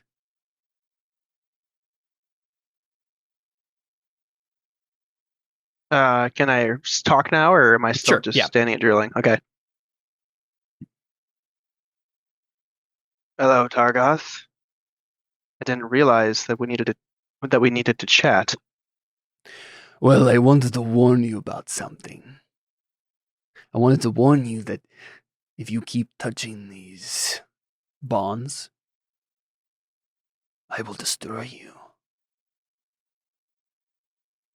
Okay. I'm giving you real quick. I'll finish his sentence or his paragraph here. I'm giving you a warning because I don't want such a fine specimen as you to be obliterated. But obliterated you will be if you keep poking around here. I will bring my full force to bear on your mind, and it will be broken. Do not touch my bound. Do not touch. He doesn't want to like give you the information you're looking for, and I'm not even saying necessarily that he is bound to the bow. But there's some sort of magical field on the bow that he's connected to in some way, whether or not it's like an actual bond in the way that you're familiar with, you're not sure. But he basically just like implies like, stay away from all this stuff. Like, don't touch it or I'll destroy you. Is he rolling something here? Would you like him to roll something? Like intimidation? Not necessarily. I guess is that a possibility? I'm not sure he has to be intimidated. I mean, not to be deterred, but maybe to be afraid. Yeah. Unfortunately, he does not have any skills like that. Okay. Doesn't he have poisonous platitudes or whatever it's called? No, that was Eurus, who is dead now. I'm gonna go grab Ezra real quick and just bring him upstairs for Mickey. But I think I might want to intimidate him. Maybe we should cut and come back to the scene. Opposed intimidation. Yeah. How could he fail a steel test and then intimidate somebody? I feel like this doesn't work. Steel tests are pretty limited in their effect. They're mostly dangerous in combat when they mean you stand there while people shiv you over and over again. So yeah, it's mostly like steel is really about your ability to like act through that stuff. So the idea is once he stops hesitating, that's he sort actually a of good gathers point. himself, and then he can do stuff. That's actually a good point though, because like I think Targoth is like part of this whole thing is still within his failure of the steel test, right? So I think it's possible that like he can talk, or maybe he can't. I mean, honestly, I think it's up to Targoth. I think Targoth could just say, "You can't talk to me. I'm just warning you," and then like it all goes away. I suppose. I mean, if you're just talking about the steel test he makes from, or no, he only made a steel test because of the magic, right? It wasn't an aura of fear or anything. Okay. Yeah, and we know his steel stuff is related to the demon stuff, so which is why I did this instead. But he's also like frozen. I feel like Targoth wouldn't be like, "Oh, I'm so threatened by your words," even though you can't even move. Like it's kind of like, he's got either way. Right now. Either way, I think we cut away from the scene, like Connor said, and we can go to to either Theo. I think we should go to Theo next. Theo has some stuff he needs to get done this session. So let's jump over to Theo, and then we can go to Alfons and see what he's been up to. So yeah, we just get a close up shot on Cantarius' face as he's just staring at Targoth, threatening him, right? And the bowstring slowly, stops moving. And Theo, what are you up to? I think we decided the order was you go talk to Achia first, right? I could. She's kind of busy. I could talk to Kraos. She's not busy. I mean, that was something happening kind of off screen, and it's already finished now.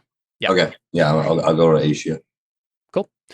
Yeah, I mean, she's staying at Dellon's place. Do you just show up there and ask for her? Yeah, I asked to speak with her privately. Sure. Yeah, I mean, Dellon, I assume you wouldn't let. Yeah, I'm assuming you'd be fine with Theo showing up at your house. Did he know? Yeah. I mean, I am not like hanging out there. It's just like I showed up, asked for her, and nobody else would be like, "Oh yeah, he's definitely." I don't think anyone would. Yeah, stop. I'm probably still talking to. Yeah, exactly. This is probably during that meeting. Yeah. Yeah. So Theo, I think maybe we just we get that short exchange with the two of you, and you're like, I need to talk to you about something important, and she looks concerned, and then we cut away to probably like Dellon's garden that he has now, right? Like big garden on this in this manor. All right. Big garden courtyards or something like that, and you're sitting on a stone bench. The big garden energy. Sure. So real quick, Connor, I think it probably makes more sense if Cantarius, he failed the steel test there, so he probably just isn't able to say anything back, isn't able to at least make an intimidation check to Targoth, right? Because he has power in that situation, and then just kind of like we get a close up on Cantarius' face, and then we just cut from the scene there. You just like, you've been warned, and then we cut away. Cool. So Theo, you're sitting on the stone bench, on a stone bench in Dellon's garden courtyard thing with Achia, and she just looks at you concernedly and says, "Theo, you're starting to scare me. I don't know how to interpret that look in your eyes. What's going on?" Well, the last time we spoke, a lot of things have changed and happened since then. I'm sure you have a lot of questions. I heard that you joined the Harbingers. And like, she's not making an accusation necessarily that you actually joined the Harbingers, but she's still unclear as to why that was part of the plan, sort of thing. I knew that it may be the only way. I think at this, he's kind of like not facing her at this point. He's just kind of like looking, not facing directly at her, staring off into the middle distance as a dramatic character would. Okay.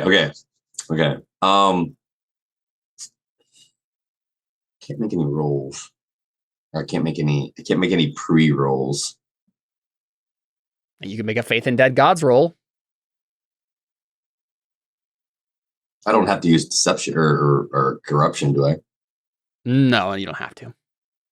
I can't use what's it called? Faust or Faust? Faust is for bargaining with higher powers. So if you had talked to Kraos before this point and were trying to bargain with him about her, then certainly that would come up. Should have done that first. I think it does make more sense that you would talk to HEF beforehand, though. Yeah,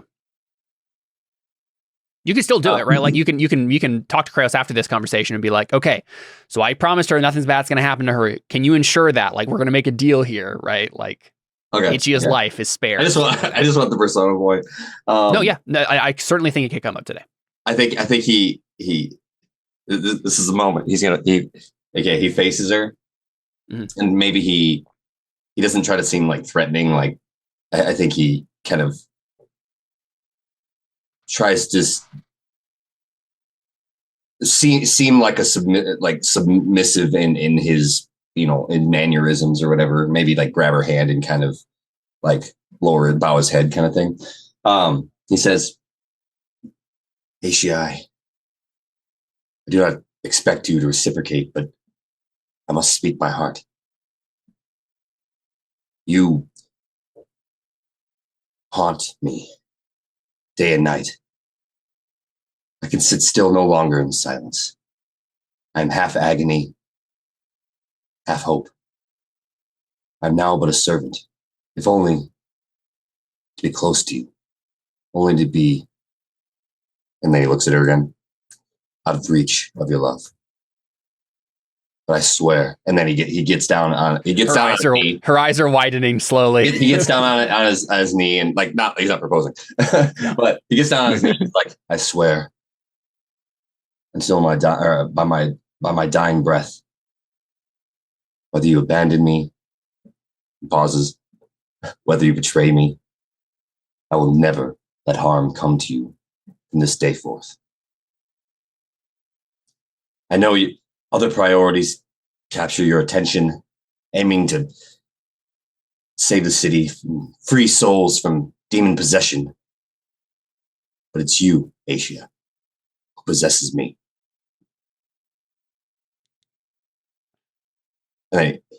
Yeah. I'm trying to think about your response to that. I love when Adam writes out cool speeches. Roll a I've got another one come on up. Yeah, that might be what's happening here. Roll a seduction. I think that's what it is. Yeah. Well, I was gonna roll persuasion actually. So it's a little more persuading her to care for me. Yeah, I suppose that's probably true. Yeah. Let's play it out just a little bit more. Okay. So I think she says, he bows his head. He's kind of of course. He's just kind of like in. Theo, I can't claim that I don't have feelings for you too, but I'm confused by a lot of what's happening right now, and I don't know if this is the right time. I know. That's all he says. He's like, I know, I get it. Like, it's not really right. He's not asking her like, "Hey, make a decision right now." He's just telling her. Yeah. He's like, "I know, but whatever happens from here on out, just know that I will do anything to protect you." What is going to happen, Theo? I see that look in your eyes. What's going on? I'm afraid I don't know. Not yet entirely. But I need you to trust me. All right. I think that's the persuasion. Let's do it. Okay. You can certainly fork seduction in. Can you fork attributes? Or sorry, So as a reminder, with corruption, you can spend a fate point to help yourself with corruption. You can also spend a persona point to substitute your corruption for persuasion. I don't think I'm going to save that for. I was going to say I don't think it's helpful here anyway. But yeah, if you want to spend a fate point, you can basically give yourself a die, an extra die with corruption. I don't want to use corruption in this book. Okay.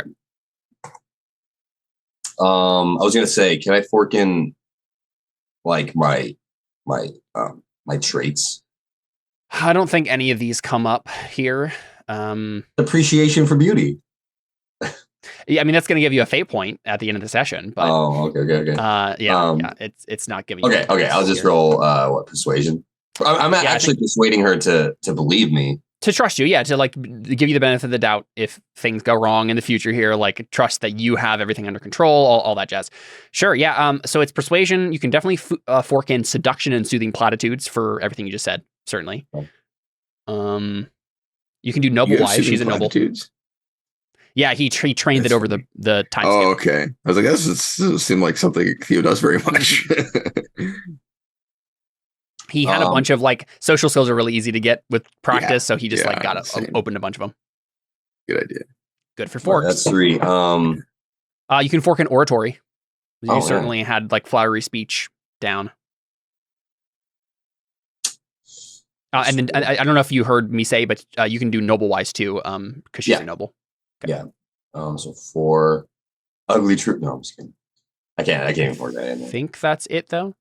Yeah, just 4. I think that's it because it's just a speech. It's not like I'm not intimidating her or anything.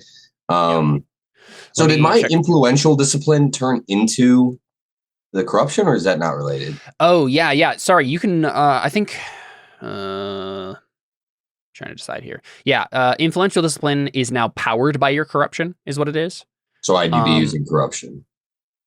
No, but you can still use influential discipline. It's just that like, if you open any more magic stuff, it's going to be based on corruption. That's the power source you're getting it from too. So I can't fork it in though. I'd have to roll first. You can't fork. Yeah, you have to roll. Okay, I'm gonna do persuasion then. So I was gonna say you're unfortunately not good enough at it for it What's to really help. Oh shoot. How many persona do I have? 4. I'm gonna use how many persona can you let me let you know the ob first. You can decide if you wanna. It's going to be ob 6. All of the house staff see Theo on his knees and they all start clapping. How many persona can you use at any given time? 3 maximum. Okay. I'm gonna use 2. Okay. Ob 6.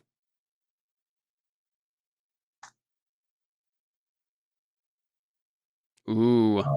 Right, because you have your wait a second. Let's check this real quick. You have an ob penalty on here. I don't know if that's right. So I double checked can I the end of the episode to remove it though? Yes. Yeah, well give me a second here. At the end I listened to the last bit of the episode right before we started, and I said you have a +3 ob because of No. I think we talked it through, and I think we decided it was +1 ob. I thought he healed it, but then I failed, and then you win. It was a +1. I think what's accurate. I think what's on your sheet is accurate. Yeah. So if you would like to spend a fate, we can have ignored that, and then you would have succeeded. Yeah. I would have definitely because I forgot that I had that. Yep. I think I remember now. I don't think I got to that point in the episode when I was listening back through. Yeah, the +3 was from his wound, and then I think it was just +1. Well, I said like margin of failure or something like that, +3. But I think we decided it's instead of +3 to one thing, it's +1 ob until you get rest again, right? Right. That's what you said. Yeah. You can't heal it automatically. Okay, cool. Yeah, so that's actually a success then, and you got a lot of 6s too, so you could have probably succeeded on that no matter what. So I think she kisses you. Whoa. Hey. I didn't expect that. Wow. I thought it was going to be like, she's like, oh yeah, no. I'm not really interested in a relationship right now. I think she kisses, well, because you succeeded, right? I think she kisses you, and I think like after the kiss breaks, she says, like she's leaning down because you're like knelt before her, right? And she says, I trust you, Theo. Kiss me on the forehead. No. I think I do. I trust you.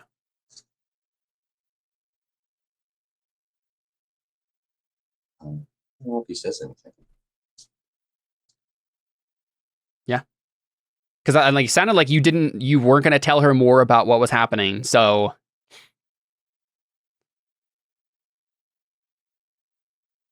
I wonder. I mean, Do you have to lie to her? No, he's not going to lie because he doesn't really know what he's going to do. I think, like I said, Sure. he's technically he's still doing the evil conflicted. thing, but he's sort of like justifying his reasons why he's doing it. But I think he's also influenced by the corruption. Yeah, I mean, so it's kind of like, I have to do this, and I think Cantarius can handle himself. Either he dies, or they're going to bring him back, or something. Well, like he thinks. Even then, like I don't know if it seems to me that Adam doesn't even know what Theo's actually going to do when it all comes to it. So. Yeah, exactly. So I'm like, I'm not necessarily saying that he is evil or that he's just completely good. It's just kind of like you're still just gonna like. I'm just gonna do it, and then. So when you said I don't know to her, you were telling the truth. Yes, exactly. Yeah, I mean, unless you have anything more to say to her, we could end the scene there. Yeah, that's fine. Okay, so I think we see you like maybe you just like squeeze her hand or something, and then you just like walk away. And she's like okay, I don't know what's gonna happen, but like something momentous is gonna happen. But I trust that whatever Thea's gonna do is like gonna be important and good. And we see her. She starts to pray, and you're lucky you succeeded on that roll because. She was going to pray no matter what at the end of that conversation, but if you had failed, I was going to have her pray and try to figure out what's going on with you. And like she would have found out probably about the demon because she has a good faith. But instead, she's going to pray and give you bonus dice for whatever you're going to do next. Oh. I think also, I think he wants someone to tell him what, like, at the final option where it's like I have to choose, he wants like to be convinced why it's the greater good what he does. Mm-hmm. And so if he's just like, if no one's going to convince me, if they're just like, yeah, I don't like that, it's like, well, what is good? You know, that's kind of what his thing is, because who is his standard? So I don't know. He doesn't really. All right, she's going to spend a fate on that faith roll there to give you some more dice. You'll get one no matter what. But she'll go ahead and spend 2 fate, and there you go. You get 3 dice to whatever your next action is, basically, right? Whatever you do next, Theo, you got help for it. So we hear her pray, right? She starts praying and basically is mainly asking, like, "Great God, I can see in Theo's eyes that he has something momentous to do. I trust him, but please give him aid. Give him help. Don't let him do this alone." And then she says, in this prayer, she says, I think we get 3 bonus dice, please. Real quick. No, yeah. We get a quick shot of her talking with Aza, right? Her sister from earlier, right? We get a quick shot of that, so we know that whatever she's about to say is related to that conversation she had with her sister. And she says, "I understand now that I am meant to take my sister's place." What's her sister do? And we cut back to the conversation she had with Aza, and we hear Achia say, "Aza, do you know what happened to Kylia?" And Aza looks down at her feet and says, "Well, after you two were separated, she was a acolyte here in the city. She ended up marrying a gladiator and then got killed. I'm still not entirely sure how it happened, but it was the church, Achia, that the church killed her." And we know now that when Theo first saw Achia and was like, "Wow, she's the spitting image of my wife," it's because she was literally actually her twin sister. Actually, I have known that I feel like forever. I didn't think it was going to happen. That's awesome. Nice. Yep. And then but Theo doesn't know, right? We just cut away, and I was like, I swear I made that joke. I was like, what if they're like sisters? Ha ha ha. Like, I actually never thought it was going to happen. I thought it was just like a weird divide. It's been in my notes for literal ever. Okay. Yeah. That's hilarious. Nice. All right, let's jump over to Alfons. What is Alfons up to? If this is a good moment. I don't know. Caleb, what is Alfons up to? Oh yeah, sure. Yeah, you know what? Because I think this is a good idea. Because Dellon decided not to go after certain things on his list of things, I think Alfons is going to be doing something. So the first thing I think we need to do, Alfons. Yeah, otherwise I would have been with Cantarius. Right. So Alfons, I think you're gonna have to make a will test, right? Well, a question. When was the last time Cantarius actually saw Alfons? Was it before or after the orb thing? It was after. So there was actually a moment in the last episode. Yeah, or the second last. Yeah. Cantarius, Alfons came to Cantarius in like the middle of the night, like stumbling in and with a gaping wound in his chest that had just been stitched up, and was like, "Cantarius, something's wrong with me. Like, I don't know what's going on." And Cantarius took a glance over him, but failed. And basically was like, "Okay, I need like Gorath or someone else to help me with this," and then didn't have a chance to look into it further. So Alfons, you're gonna have to make a will test to avoid being mind controlled here. And I think probably it makes the most sense if your ob is basically against Constantino's ob, right? Or against Constantino's will, rather. It wouldn't be like an opposed roll. It might be. I'm trying to think of what do we think he would oppose him with? I'm trying to think of what the actual Magic, probably, or maybe just like a opposed. I guess what stat would it be? An opposed will, maybe. I don't know. You know what? Yeah, let's maybe have it be Constantino's perception versus Alphonse's will. Right. Okay. So like how well can he use the magic with his intelligence? Okay, so that's I'm gonna go ahead and roll for him first, and I'll tell you what's happening here, Jared, as we go. So it's just gonna be like base, stat, no increases there. Your ob is 2. Okay, well I guess I'll go ahead and I'll do fate for him. He didn't get any 6s, but I'll have him reroll one of the dice. Okay, so your ob is 3. Alfons, you have ingratiated 4 will. So yeah. So wouldn't it be 6 then I'd roll since I'm going up against the black? No, you just get more successes. Easier. You just get more success. Yeah. You just roll great dice. If it was against a static obstacle, then yes. Yeah, if he was rolling against your will, then he would have to increase the ob by 2. Yeah. Something like that. Okay. So yeah, roll them both. All right. Do you want to spend any persona on this? No, okay. All right. Your ob is 3. You're not worried about being mind controlled. There you go. You succeeded. I'm interested. Oh, what test is that? That's a difficult. Yeah, you needed that. So good job. Yeah.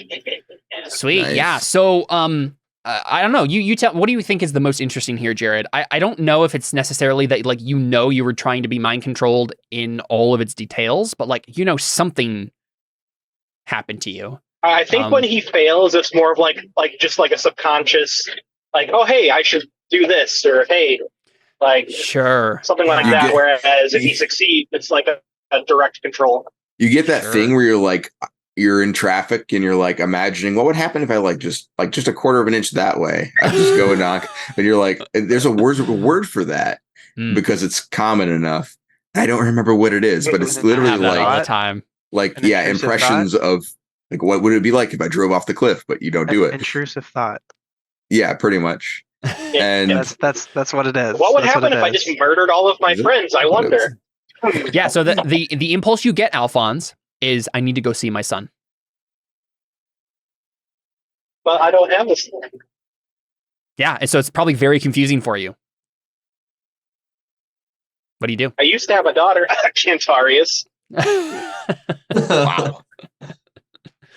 Yeah, what would Alfons do if he just has this weird, overpowering urge to, not overpowering, but like a weird urge? I don't know. I thought for sure I was going to be mind watch, brainwash. Yeah. So,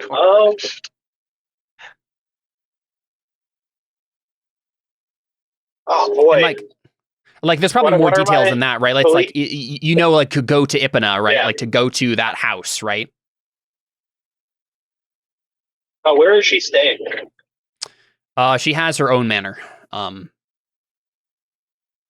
Basically, after everything happened, Dellon and Sergio made sure she was taken care of and gave her a manor.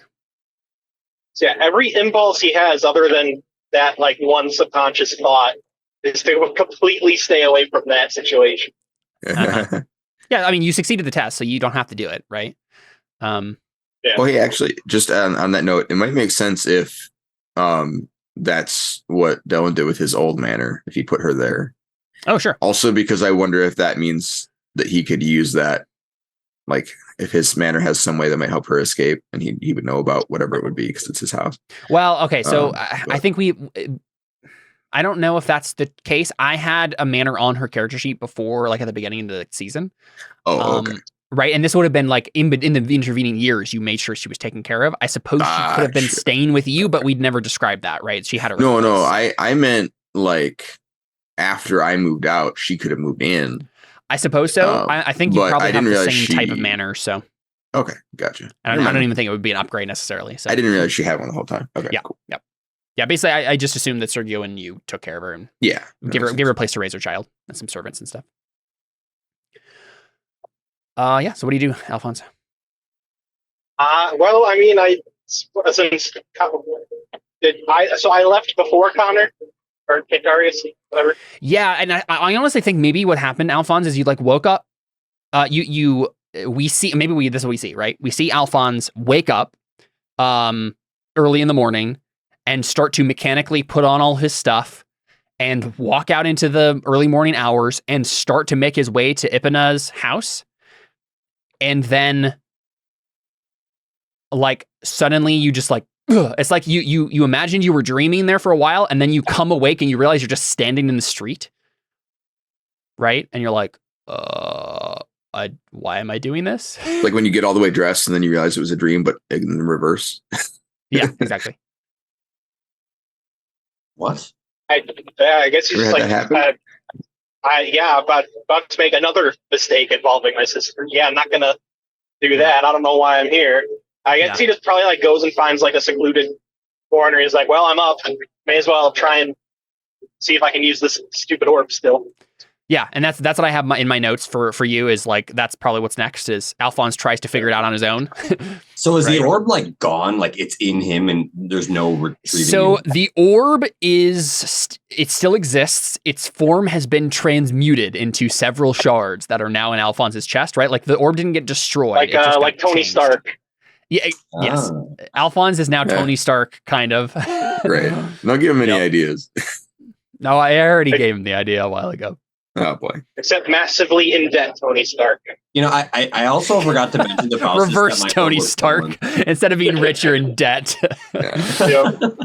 Hobo Tony Stark. Yeah, what do you say, Adam? Oh, yeah, I am never taking my armor off ever again. By the way. Well, it's your Iron Man suit, so obviously not. Yeah. Yeah. If I'd had my armor during that encounter, I would have been absolutely fine. I said I realized that I didn't tell Faustus that I lost the orb because I like had it and like, oh yeah, by the way, I had the orb on me a few minutes ago. Yeah, no one knew about that. Yeah, exactly. I didn't say anything. Like I forgot. Well, he knows he shot and destroyed, quote unquote, destroyed the orb, right? Yeah, but he just knows he shot you. He doesn't know what happened next. Oh, I thought you said he saw that the orb exploded. Maybe. I don't think it. No, it was really quick. Much. I didn't even know it was you. So it was like, yeah. Yeah, I mean, Faustus might know more than he's letting on, but at least Theo doesn't know that he knows. So, yeah, and he did like an aura reading on me as well. Yeah, I think that's true. Yeah.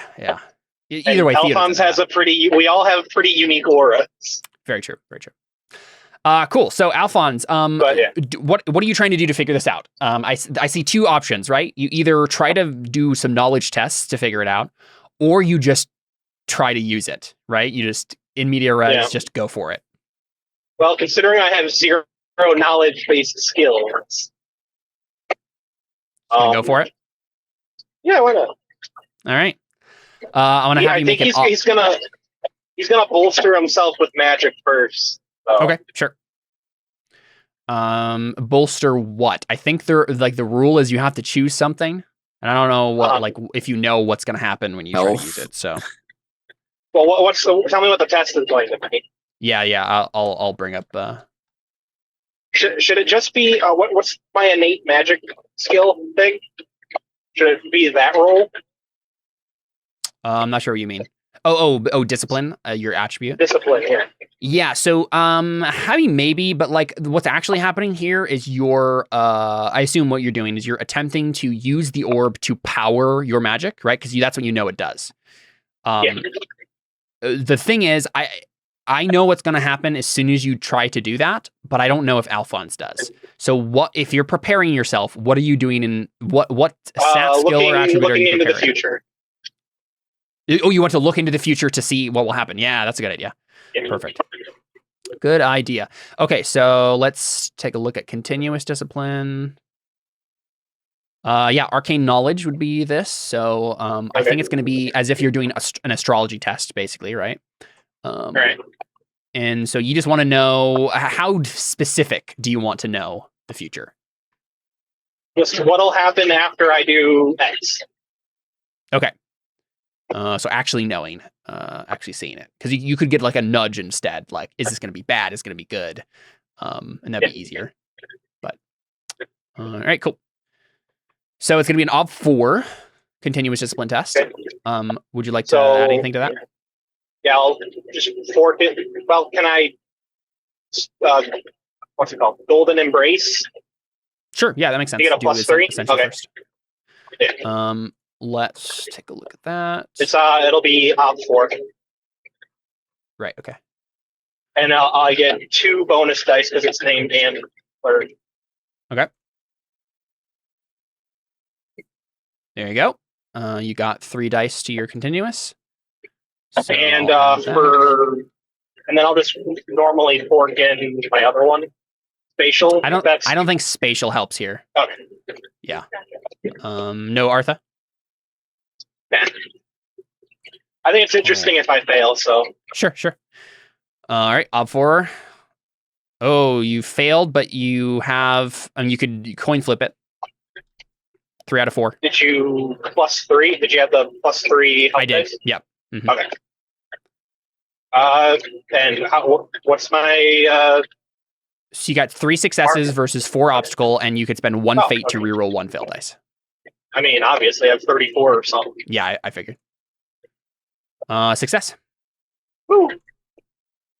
Very nice. I'll add that to continuous. Oh, and I suppose is Narani helping me?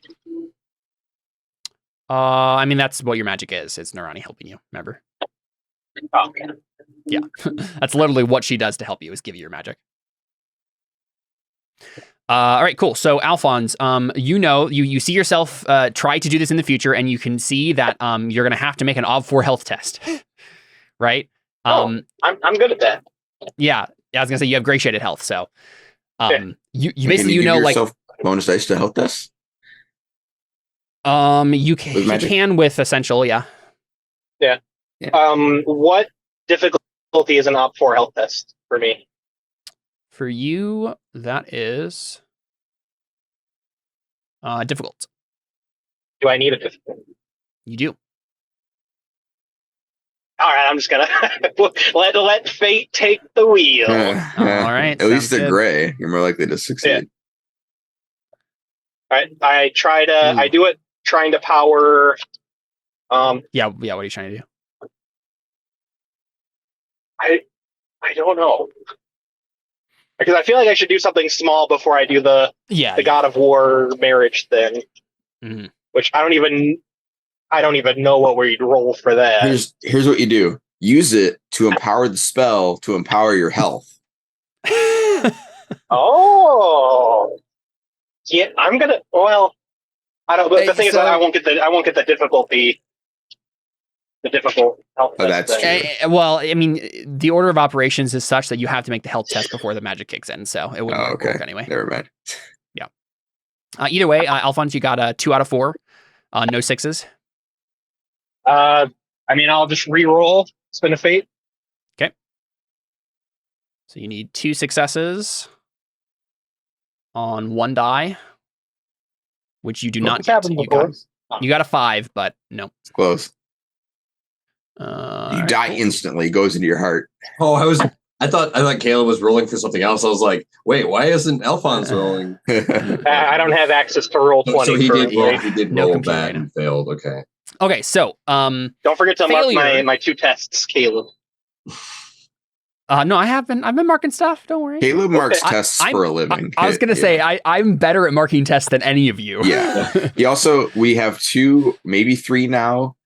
Text Burning Wheel games, and none of us mark our own tests. So literally, like, Yep.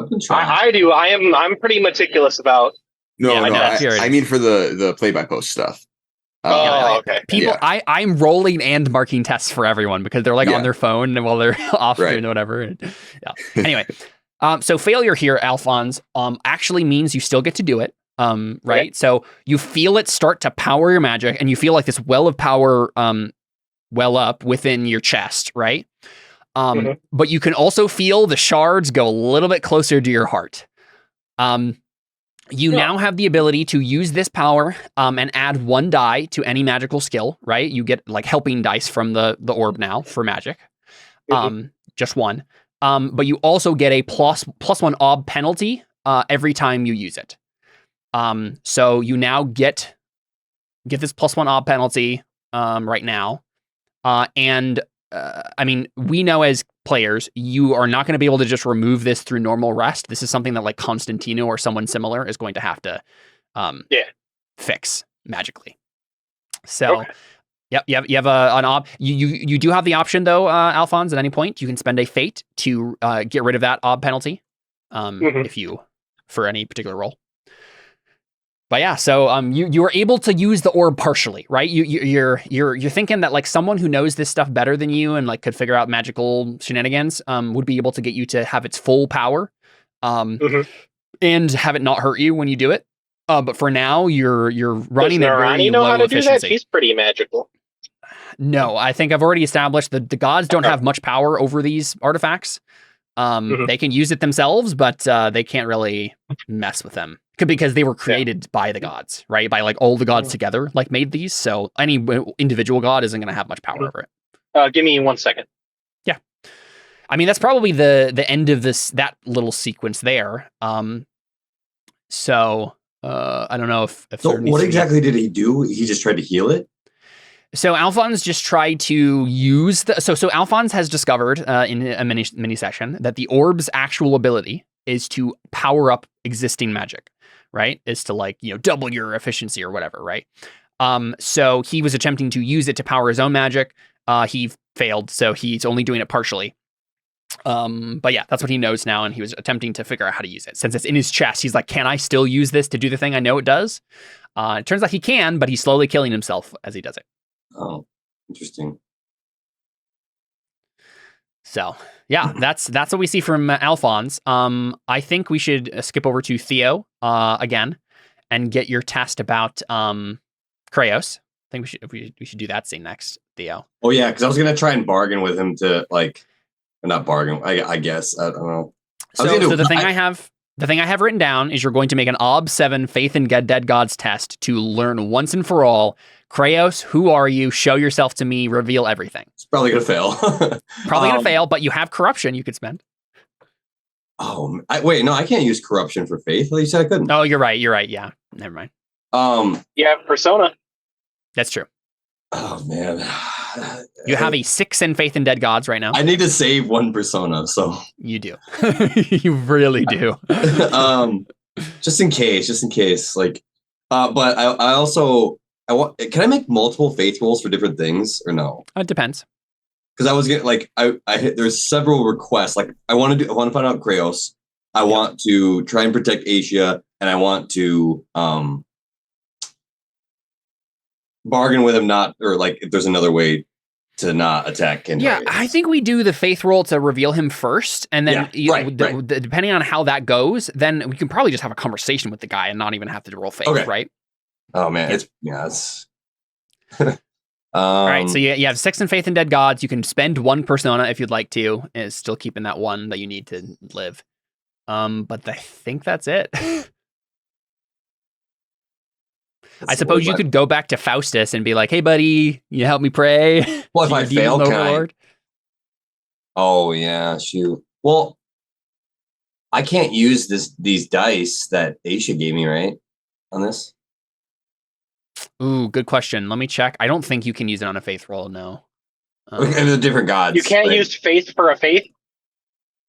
No. Yeah, especially since they're different. I thought you couldn't. I thought Well, you could she assist someone certainly- with faith. Right? She sure, yes, I was going to say she could assist you with faith if you had the same religion, which you don't.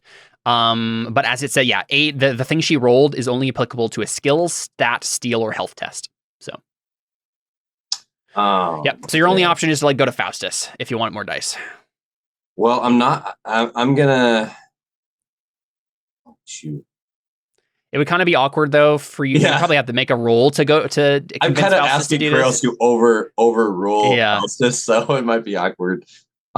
Shoot. I'll say one persona. I really don't think I'm gonna succeed, so I don't know if I want to use one. Just even spend one, yeah.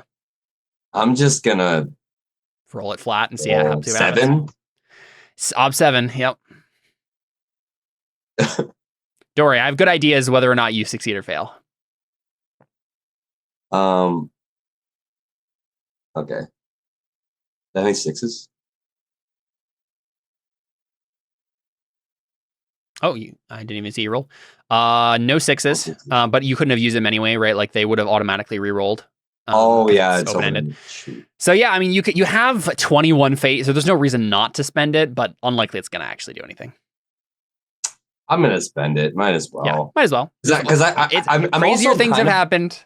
I'm also kind of trying to see if I, just in the off chance I like Gray Shade Faith by itself. Sure, exactly. I'm not trying to, but it's like if I have extra ones to spend, There's no reason not to put Arth in it. Yeah. Yeah. But I only have 2 persona. If I had more, I probably would do it. But I'm gonna definitely do Fate. I spent 2 Fate.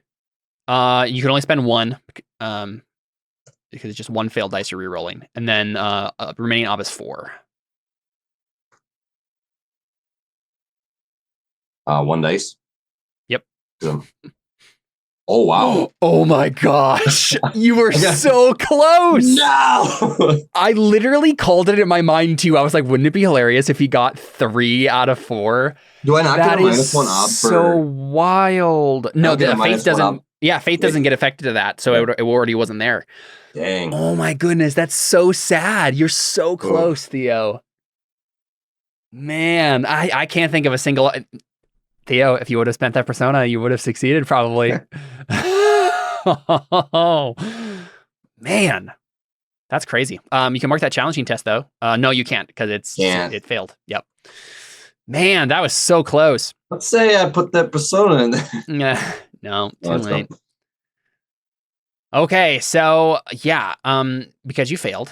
I think he says. So you were like, reveal all to me, Kraos. Who are you?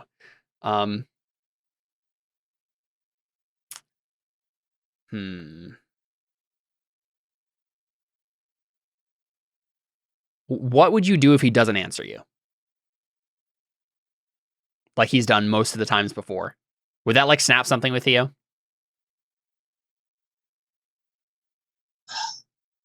I feel like he'd stop trying.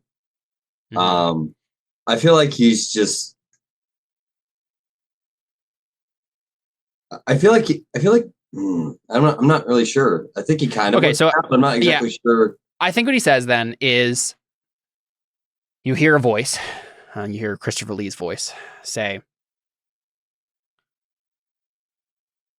"Do you really not want to know the answer to that question, Theo? Because I don't think you do. I don't think your mind is ready for it yet. Once there's some blood on your hands, then maybe we can talk." Can I just talk to him, or do I have to make another faith roll? You can talk to him. I should add that killing Cantarius would blow my cover. Obviously, I'd have the church. I'd have all of the Inquisitors against me. He says, but if I kept him alive, then I could infiltrate their plans in the long run. Theo, Cantarius dead is the singular thing that needs to happen for me to succeed. Without him, all of their plans fall apart. You know you have to do this.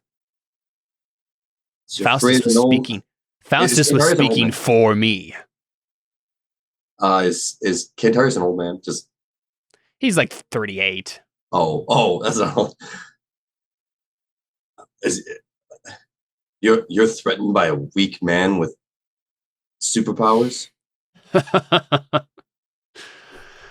You must not know Cantarius very well. He is the singular biggest threat to my world right now. Not to try and sabotage Theo here, but I think he should make some sort of roll here. I don't know what it is, but he's like trying to like Not I haven't officially conspicuous or something else. Wait, who making a roll? Theo. To do what exactly? Well, I don't know. He's trying to like. Well, he's trying to like I'm get it away from. I'm trying to obey orders. I'm just kind of like, like he is my friend. I'm not. It's not that like I want to betray Trail, so I'm not lying. I'm just kind of like I don't really want to kill him. I don't feel like he's really that important. And he's saying no, he is important. I'm saying, well, if I try to kill him, then it's just gonna like I'm not gonna be a double, or triple agent anymore. It's like so everyone's just gonna be like, oh yeah, Theo killed Cantarius. If I succeed. I mean, literally, yeah. Cantarius just says it doesn't matter. If Cantarius is dead, none of this matters. You could die the next day and it wouldn't matter. I'm happy to give you what you want, Theo. I'm planning on doing it, but this is the friend that you've chosen, Adam. he says that. He says like I'm planning on giving you what you want, but like if Cantarius is dead, that is like the number one singular thing that would there's zero reason for me not to have you do this. What about the keys? The keys. We don't have. The harbor or the Inquisitors don't have all the keys. They're lost. Mm-hmm. Let me check my. Because he thinks that's what they really need. Like, what does Cantarius have to do if the keys are? Yeah. Let me check. I'm checking my notes real quick here. I guess it's sort of revealing, but he's kind of like, well, like he knows that thing. So if he just, if anything, he'd just be like, oh yeah, no, kill Cantarius. That's what we need, not the keys or something. I don't know. That wouldn't necessarily tell me anything. It'd just be like, oh, I thought it was this. Thought you needed the keys. Yeah. He says that is no issue. Oh, actually, I see what you're saying. Now, because if Cantarius is dead, then the keys don't have their proper recipient. Yeah, because like I'm saying, already unlocked the keys unlock the gate. Oh no, Cantarius. No, Cantarius hasn't unlocked his. You're actually right.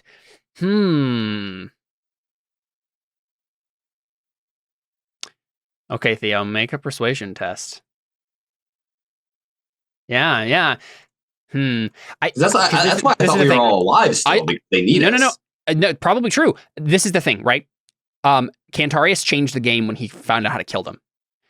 This is the thing that Kraos is worried about. He's like, I would almost rather be in prison forever than not exist, right? So if like I could probably figure out some way, right? Like maybe I have to wait another 1,000 years, but like I could figure out another way to get free from this. But if I die, doesn't matter, right? Cantarius killing us permanently, like that's not a thing that can happen. So I think there's a way that this could make sense either way, right? So you can make a persuasion test. Okay, yeah. Let's see. What could I fork in?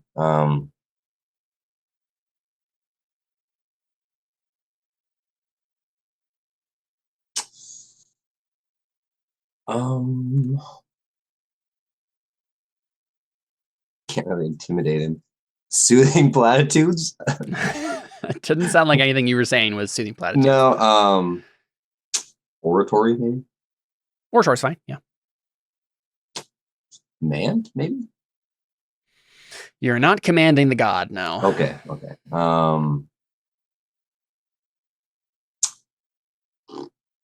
I think it's just persuasion and oratory, my friend. I can't use what's the one where I'm a heretic or whatever? Sure. I'll give you an advantage dice for you being an apostate. Apostate, yeah. But I think that might be it, my friend. They saw what? This is the question. He is a very high-powered demon Can I spend a fate every time to remove that ob? Or just yes. Yep. You can spend a fate right now to have that go away. And you would in that case you would just add a. Actually, we would just here. Let me just do this. I'll take it off for now.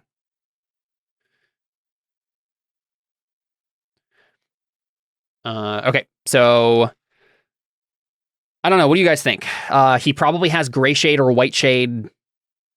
But does it give any merit that it's sort of true and it's not necessarily like he's like, well, I guess I didn't think it like, or he's just kind of like, well, that is true. That's what's making the roll possible, right? What do you have? How many dice do you have right now? 8. Well, I guess if you count that, 8. Yeah, I'm gonna say ob 7. That's only like a difficult, isn't it? If that. It's a difficult test.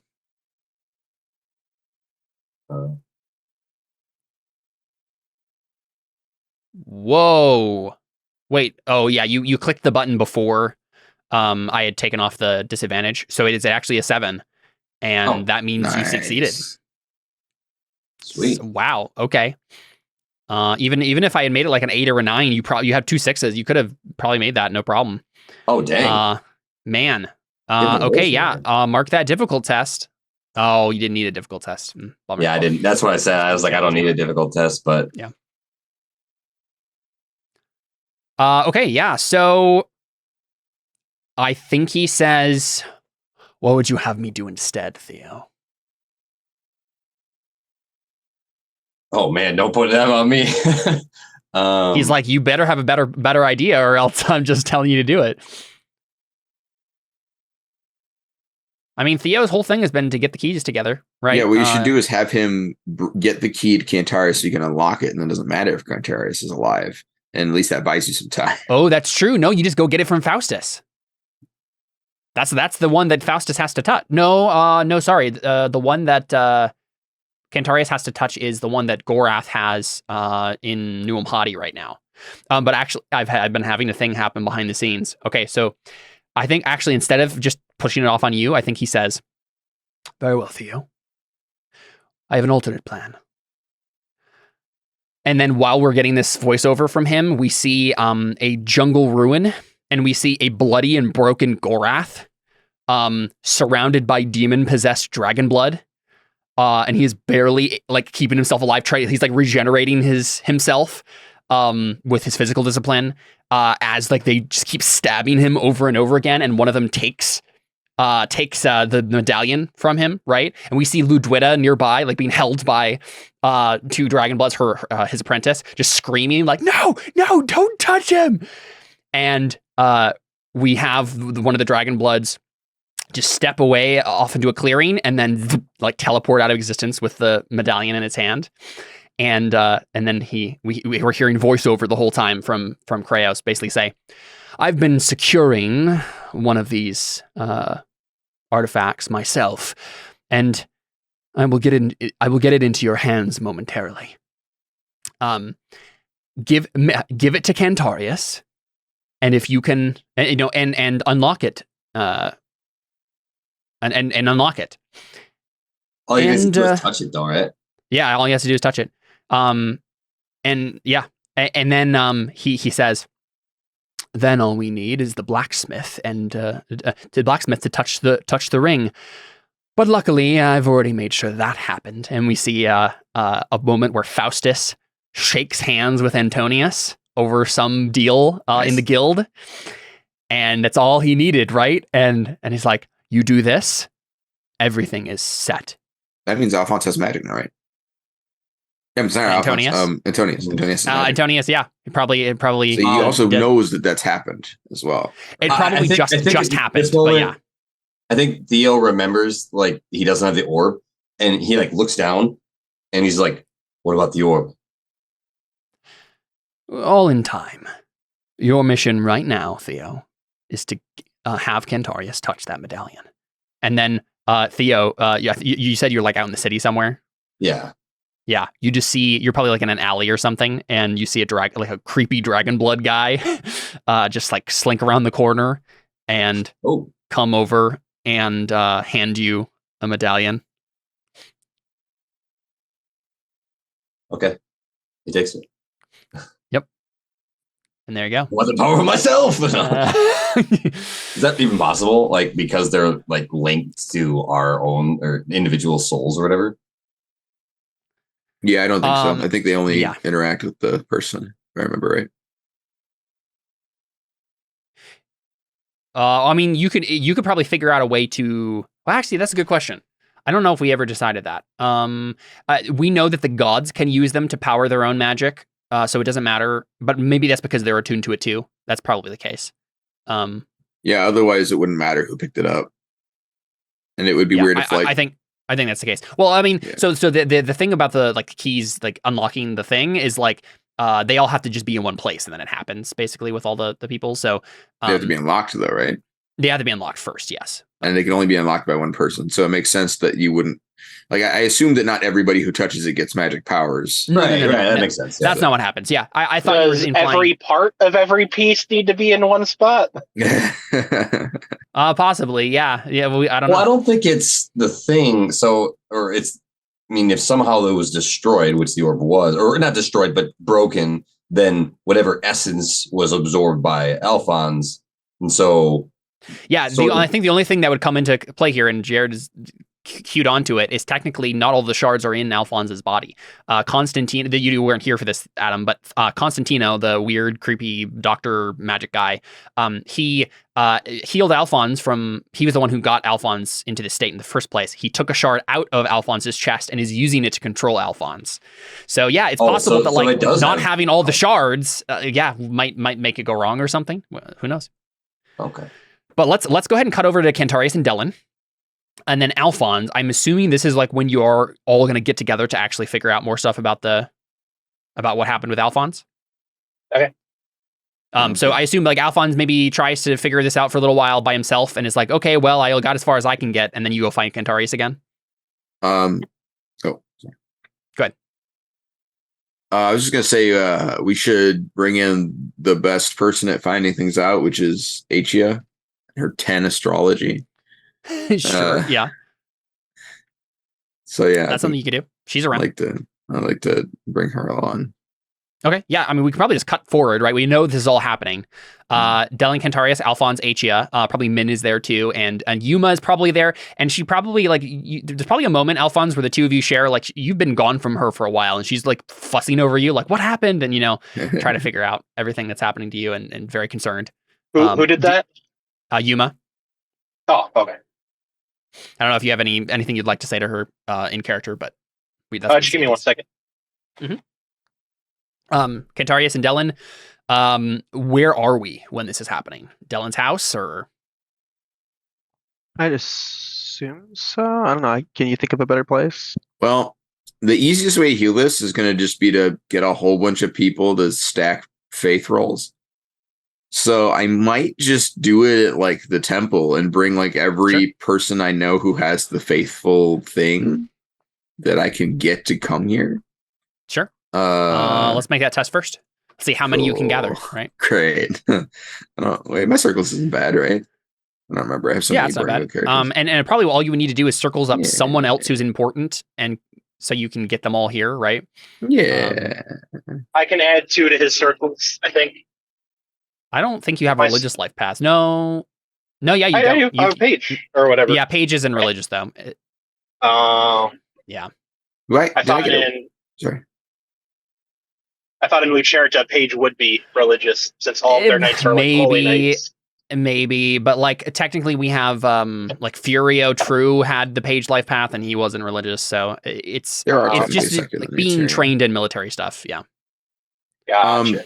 Did I get a reputation or anything for being a double bishop? Yeah, you probably. I mean, it would probably have to be a trait vote, but I'm willing to just like assume that that's happened. I vote the trait on. My Church of Ceran affiliation, I think, increased, but I don't know if that was for becoming a commander or for becoming a bishop. I don't remember anymore. So. Yeah, I think if it wasn't before, it's now 3 dice. I think. Yeah. Sick. All right. Dellon's the second most important person in Lucerta, basically, besides religiously, anyway. It's such a bad idea. All right. Cool. So I'm thinking maybe you need to. I mean, so instead of trying to find someone important who has people, do I not have people? Can I not circles up my own like congregation? Yeah. What kind of people are you trying to find? I guess let's start there. Anybody with the faithful trait that has to do what I say. Oh, perfect. Well, that's an easy circles roll. Let's have you do. That's a simple circles roll anyway to figure out. Yeah. But I'm trying to get a lot of them, so that's I assume harder. Yeah. Let's see. It'll be ob2 for it being. Let's see what life paths do you actually have? Oh, you do have religious acolyte. Okay, perfect. Let's have you. I think it's going to be base ob 1 because it doesn't matter what their life path is. It could be religious acolyte or whatever, or zealous or military order or whatever. It doesn't matter. They just have to have the faithful trait. So ob 2, so increase by 1, and then ob 3 they need to be here right now. Mm-hmm. Ob 4 there need to be a lot of them. So let's just do that. You know, it also occurred to me, what's the difficulty for the divine healing? To like just fix Alfons immediately. Yeah. That would be an ob 10 basically miracle like in this case. Fixing us. It is? I didn't even know in this case, yeah, miracles. Because it's the orb. Yeah. Oh, okay. But okay, so let's call it a non-magical wound. Non-magical healing ob 5. Because I mean, it seems to me that like we could just sit in this room and heal people all day. With not like that's a thing we should be doing. Because I mean, like anybody who has like a really crippling disease, it could just come in, and if we had enough people in one place, we could just heal them. And I doubt that like, you know, the one true God is going to get tired of healing I don't people. think that's a thing that happens normally, but that's certainly something Bishop Dellon could try to institute. And I'm thinking that might be what this is like, obviously I'm doing this to try and help him, but I think I might be like, listen, we have the ability to just heal people. We have enough people here. Yeah, we have the technology. Why aren't we doing this? Because they're greedy Lucertans. I was going to say, Dellon's looking at a bunch of charismatics. They're capitalists, listen, not socialists. Yeah. Dellon's looking at a bunch of charismatics and is like, listen, guys, if you actually have the gift of healing, why do you have glasses on? Yeah, I guess we'll do that. So let's see. When he's done with that, can I circle up some nobles that have the faithful trait? It's going to be a very difficult circles test. Never mind. Yeah, so Dellon, let's make an ob 5 total. Right. Okay. Sounds good. And this will be to like have that group ready. Right. I assume I get reputation and affiliation, right? Yep. One of each. Okay. Exactly. Come, no one tried to heal me. I wasn't the bishop then. True. I only do this because I can get a bunch of people. Like, I went to demon magic because of you. Gosh darn it. Yeah, man, if you'd have waited a week. All right. No, I don't think I should need Arthur for this, which means I will. But ob 5. Oh, whew. Nice. I tried to fail. I did my best. Cool. Hey, you got your 4 routines you need. Sweet. You just need a difficulty challenge. Now I'd like to circle up a noble who. Cool. Yeah. So Dellon, you have. Could I? I'd like to institute someone over this. Sure. Can I find somebody who, like, if I'm not here to do this, I'd actually trust to like be decent about this? To be fair, I think that's the circles role, right? Like, is you have gotten the group together, you have the person in charge, like it's all set up. Okay. Sick. Yeah. So whoever that ends up being. I should have made a thing about this. I didn't think about it till literally just right now. When I was like, oh yeah, we could just heal Alfons. I'm like, we could just heal a lot of people. Cool. Yeah. Here, let me check. I'm just gonna look at the people we have in the people who exist already. Yeah, but characters already exist. I mean, I guess what's gosh, HG is faith. She has faithful, right?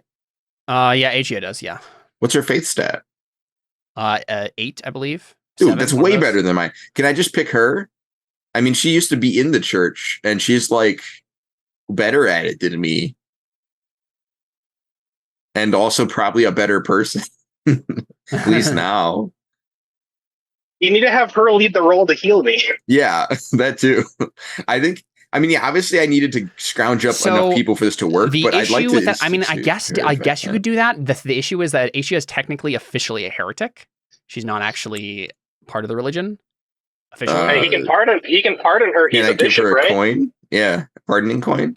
Yeah, but he's not the Pope. This will be her penance. I don't feel like a bishop could just pardon people.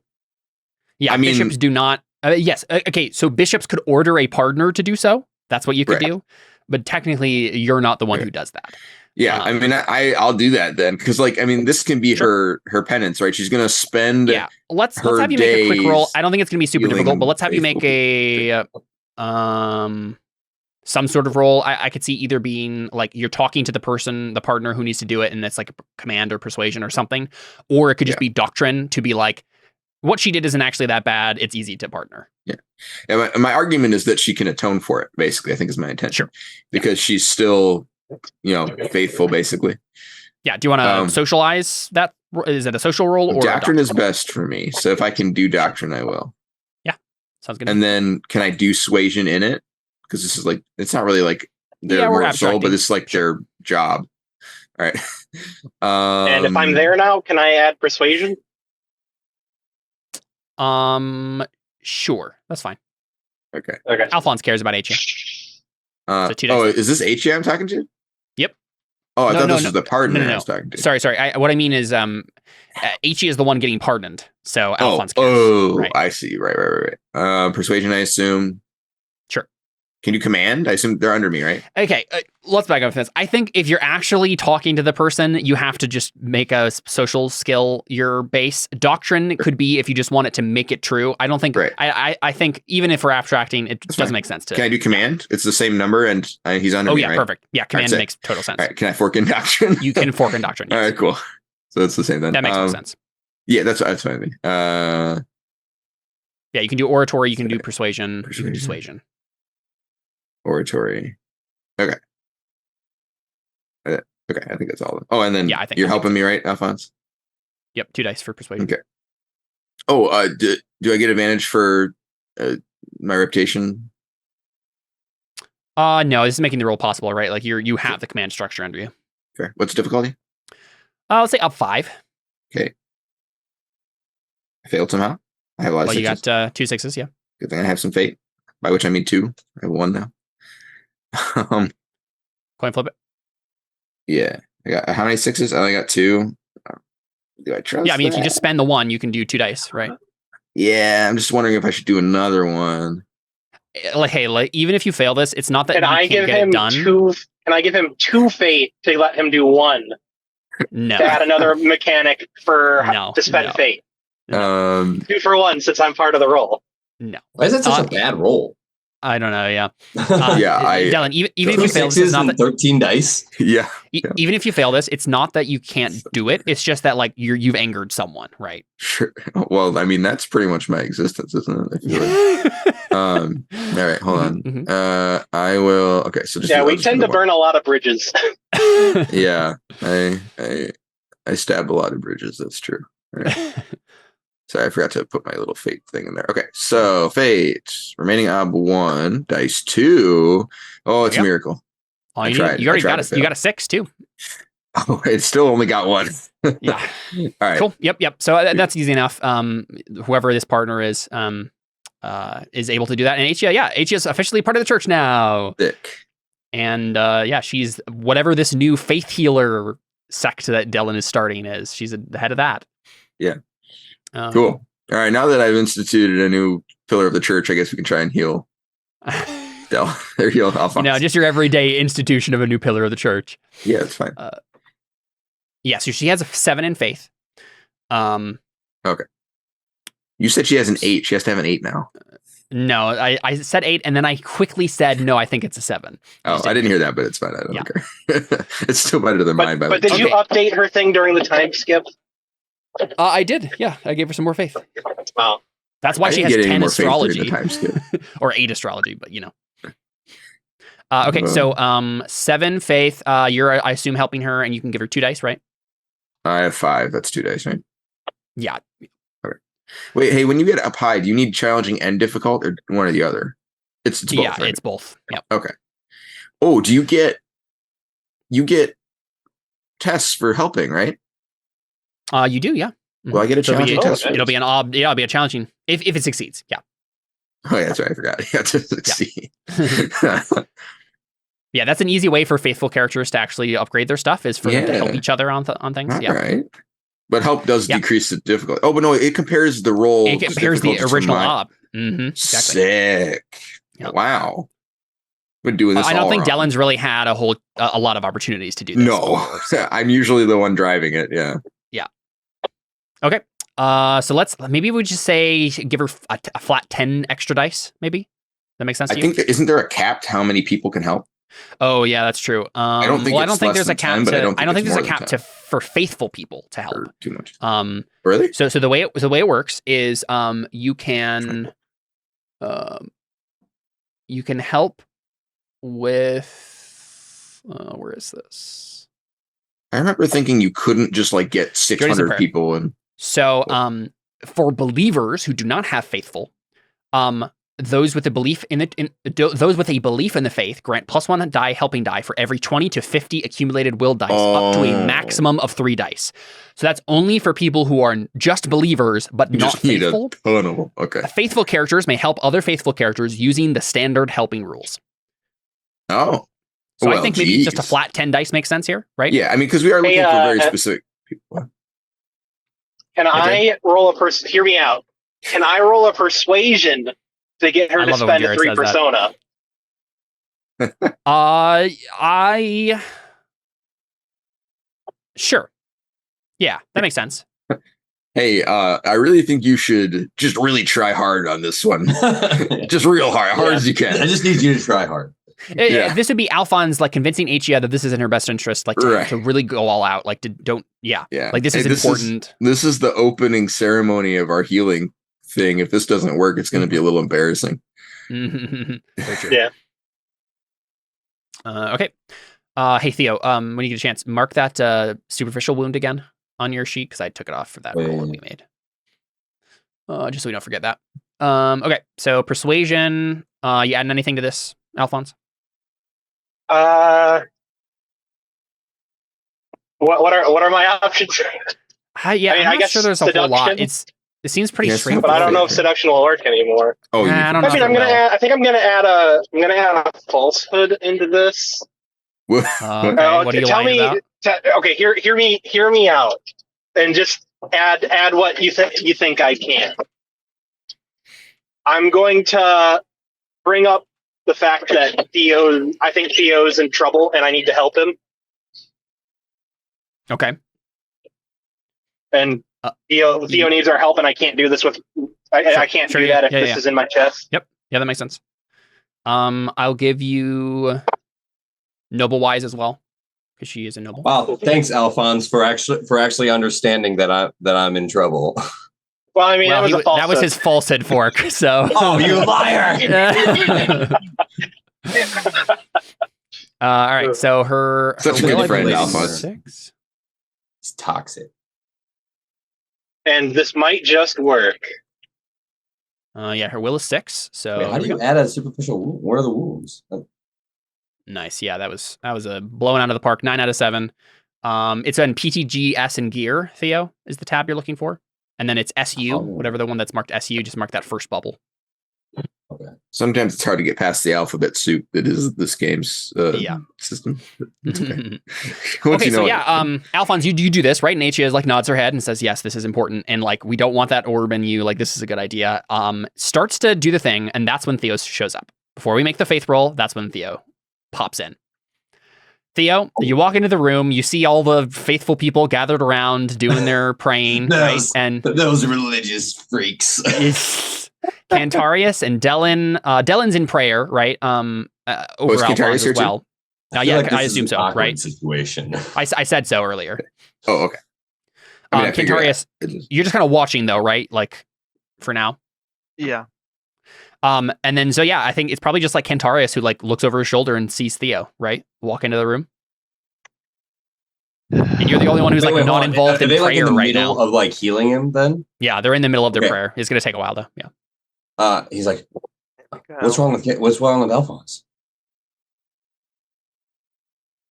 I mean, Cantarius, he just showed up out of nowhere, like having joined the Harbingers. Yep. Well, Theo. If that who is who you are. Is that really your name? No, oh yeah. Man, I don't know. I mean, Cantarius, you could just instantly do aura reading, right? You could just be like, Yeah, that's. Well, I don't probably think he what had time do. because like it's not like we've literally been talking for like 5 seconds. He's like, hold on, let me do an aura reading. I mean, you could, like, I'm just saying Cantarius could start doing it right now, whether or not Theo would like. Well, why would he think I'm possessed? Maybe he just thinks I'm like. No, I think Oh, what he he's doing was is- there for your possessed. coronation thing. He's yeah, well, he's Yeah, trying he's to probably figure out just your like, intent. whoa, what are you doing, man? Like, Yeah, you're you here. actually- Obviously, you're not like. Cantarius is using aura reading to try to figure out your intent. That's what he's aura doing. reading isn't just for that. It's also for like figuring out if they're being a jerk. So he probably doesn't think you're possessed. He probably just wants to know what's Why are you here? in your head. Right? Like, what are you doing here? Yeah. Sort of thing.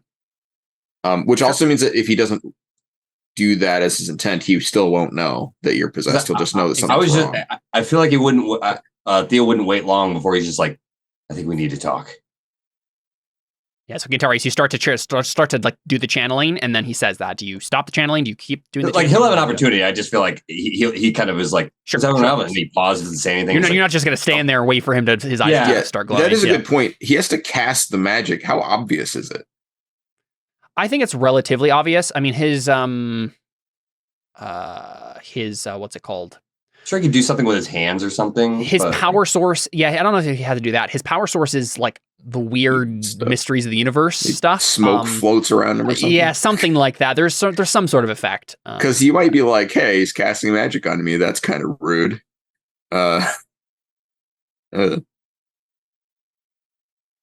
Yeah, up to you though. Dellon certainly wouldn't appreciate it. If Theo would try to stop him or whatever. But either way, yeah, Theo says, "What? somebody I cast think we need to magic. talk."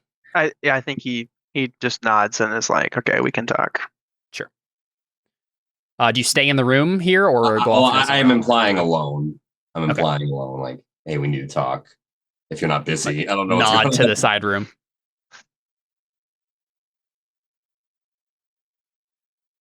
Yeah, so this is in probably like the big like Temple of the Great God, like the big sanctuary there. Yeah, probably. So we see the Holy of Holies in the back, the big curtain that divides it. We see the big altar, where that's probably where Alfons is, like right in front of the altar, like being prayed over by everybody. And then Cantarius is like in the back of the sanctuary, and there's probably like a side alcove or something they could go into. After you, Theo. Walks in front of you, like non-threatening. He's not like, no, you go first. You know, he's like, yeah, I'll go first. He goes first. As he holds one hand behind his back for some reason. You have a Canadian off. No, after you. No, after you. No, after you. Well, he's probably still like has all his stuff. So I mean, like he's holding his trident and probably, or you know, just kind of like carrying it But around. that's And it normal makes for sense. Theo, yeah. That's why he like goes first. So he's like, oh yeah, I'm not gonna like backstab you or something. Yeah. Non-threatening. Like, oh, you got nothing. I got nothing to hide.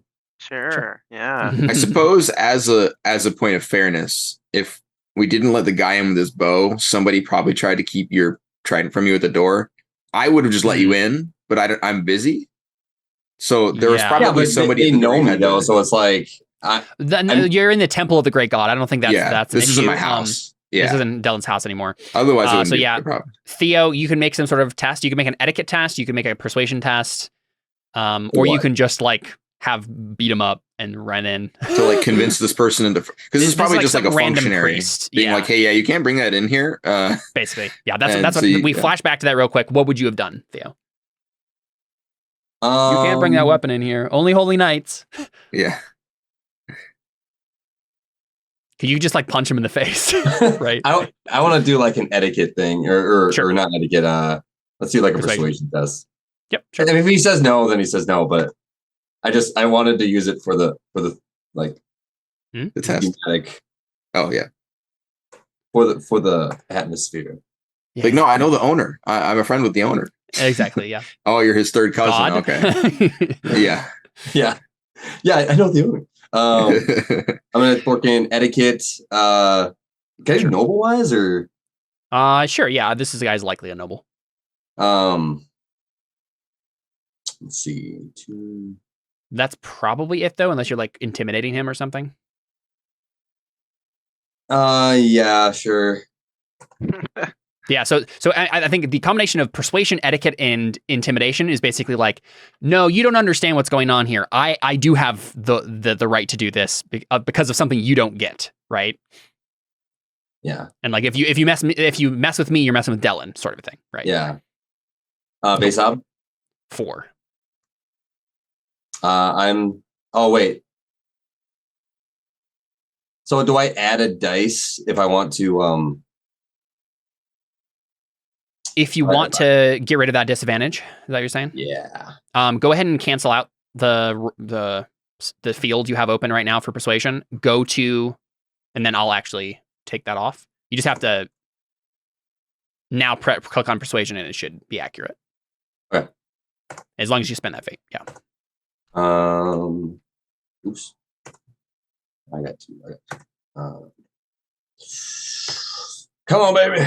I just wanted it for the because I was gonna do something with it. Yeah, you have a bunch of fate, so. Dang it! Oh wow, that was a really bad roll. You got a 6, so you can spend up to 2 fate. I did spend 1. And then I'm spending. What happens if you do 2 again? 2 versus 1. If you could do 2, because you have 1 6, you can spend 1 to do that 1 6, or 2 to do 1 failed dice as well. Oh, they 2. And then put the remaining on as 2. 2 dice. And Theo's burning through fate like a madman here. I'll get more. Dang it. All right. Maybe you won't. So he says, I'm sorry, you're going to have to take that up with Dellon himself. If you want to wait here while I retrieve him. Is this where you just punch him in the face? Fine. No, he gives it up. You just give up your trident? Okay. Yeah. Here, hold this. Yeah, I suppose you're not trying to kill Cantarius anymore, so. Sure. I might try to do something, but not kill him. Yeah. Yeah, so Theo doesn't have his trident, Cantarius. I assume that's a little bit easier. Okay. Is there anything in the room that could possibly be sharp? I mean, probably. There's like candelabras and. Oh, wait, things. hold on. Is there a fireplace? There might be a You could borrow my wit. Because is there like a fire poker? Your rapier whip. There might be. How about you make a temple-wise check, Theo? You have that skill. Yeah. Oh wait. What would be in a temple? Well, I mean, a fire poker. I feel like. Yeah, it might be. Fireplace? Temple. Yeah. The question is there a fireplace? Our ritual knife. Sacrificing people. Let's make it an ob 2 temple-wise test. I don't have any advantage dice, do I? Observation. I don't think so. What's your temple-wise skill? 3. You should make it ob 3 and make it a 3-pronged fire poker. No, you I'm cannot not have a trident. Yeah. Yeah. I just wrote a script and I was like, I had a thing that I wanted to do to make it look intimidating. Here's what you do. You Sure, take 3 fire pokers, you put them in the 3 candelabra. I don't need 3. I don't need 3. Okay. Yeah, so Theo, it's just an ob 2 temple-wise. Sorry, I didn't mean to undercut your cool thing with my. No, it makes sense. I just figured if I made the demon guy leave his bow, that probably was a thing. I have You 1 got a 6. 6. Do it again. You can spend 1 or 2 fate. I'm gonna freaking do 2 fate, man. It's gonna be so insignificant. I just want. No, it's fine. Come on, baby. Okay, remaining ob 1. Yep. Dice 2. Okay. Whoa! What on earth? Wow. Okay. Yeah, so Theo, there happens to be a 3-pronged poker stick. No, it doesn't. It doesn't have to be 3. Yeah. No, but just for flavor, it's going to look like a trident. It's basically a pitchfork. Yeah, like a I little. think he walks over to the fire. Does Cantarius say? Yeah, so I think this isn't some sort of like side. He starts like messing. Yeah, I think that's what this is, right? Is you go into like a side exit, right? And it's like the kind of like a an outer court or an inner courtyard or something to the side of the biggest sanctuary here. And there's like a big brazier in the middle of this room, right? And yeah, you just walk over and it's like, this coals and stuff that's like, it's a light fire, right? And maybe Theo just like walks over it and starts poking the fire, just, like a normal There's like person walls. There's walls here, right? Okay. Yeah. It's like probably a large dark chamber to the left, probably, of the sanctuary. Okay. Does Cantarius say anything? As in, do I say anything first, or? Theo just goes over and starts poking at the fire.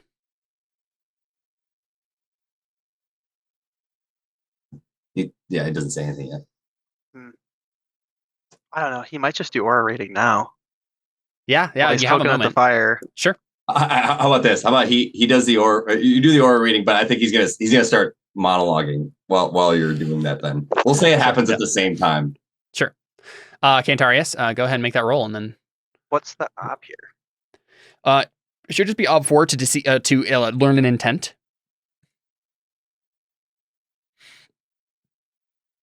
A lot of the things that Cantarius does are. If he does an aura reading, can he see that I'm like possessed too, or is it different? No, he has to do individual intents. So this would just be him reading your emotional state and trying to figure out like what is his motivation here. Can I also like in canon make up something that, although Theo wouldn't think anything of it, might indicate to Cantarius that there's something wrong with me? Like, let's have him make the roll first, and then we can talk about that. I was gonna say, he kind of like, you might like feel his side or something, but Theo doesn't think anything of it. He's just kind of like or is like sure. in his eye, kind of like things that would be like, okay, you don't look okay, but Theo is just like, oh no, it's nothing. There's nothing wrong. Sure. Doesn't think anything of it. I missed what you said the op was. I'm sorry. 4. Okay. And can I fork in sensory? You can fork in sensory. Doctrine?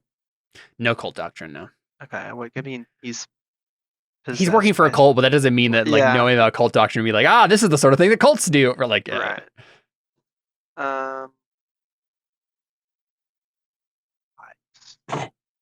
Can I fork in physical discipline too? Is there anything about his physical appearance that might? No, like sensory is covering that, right? Okay. You being able to notice it. Affinity for demons helps here. No, because his intent isn't.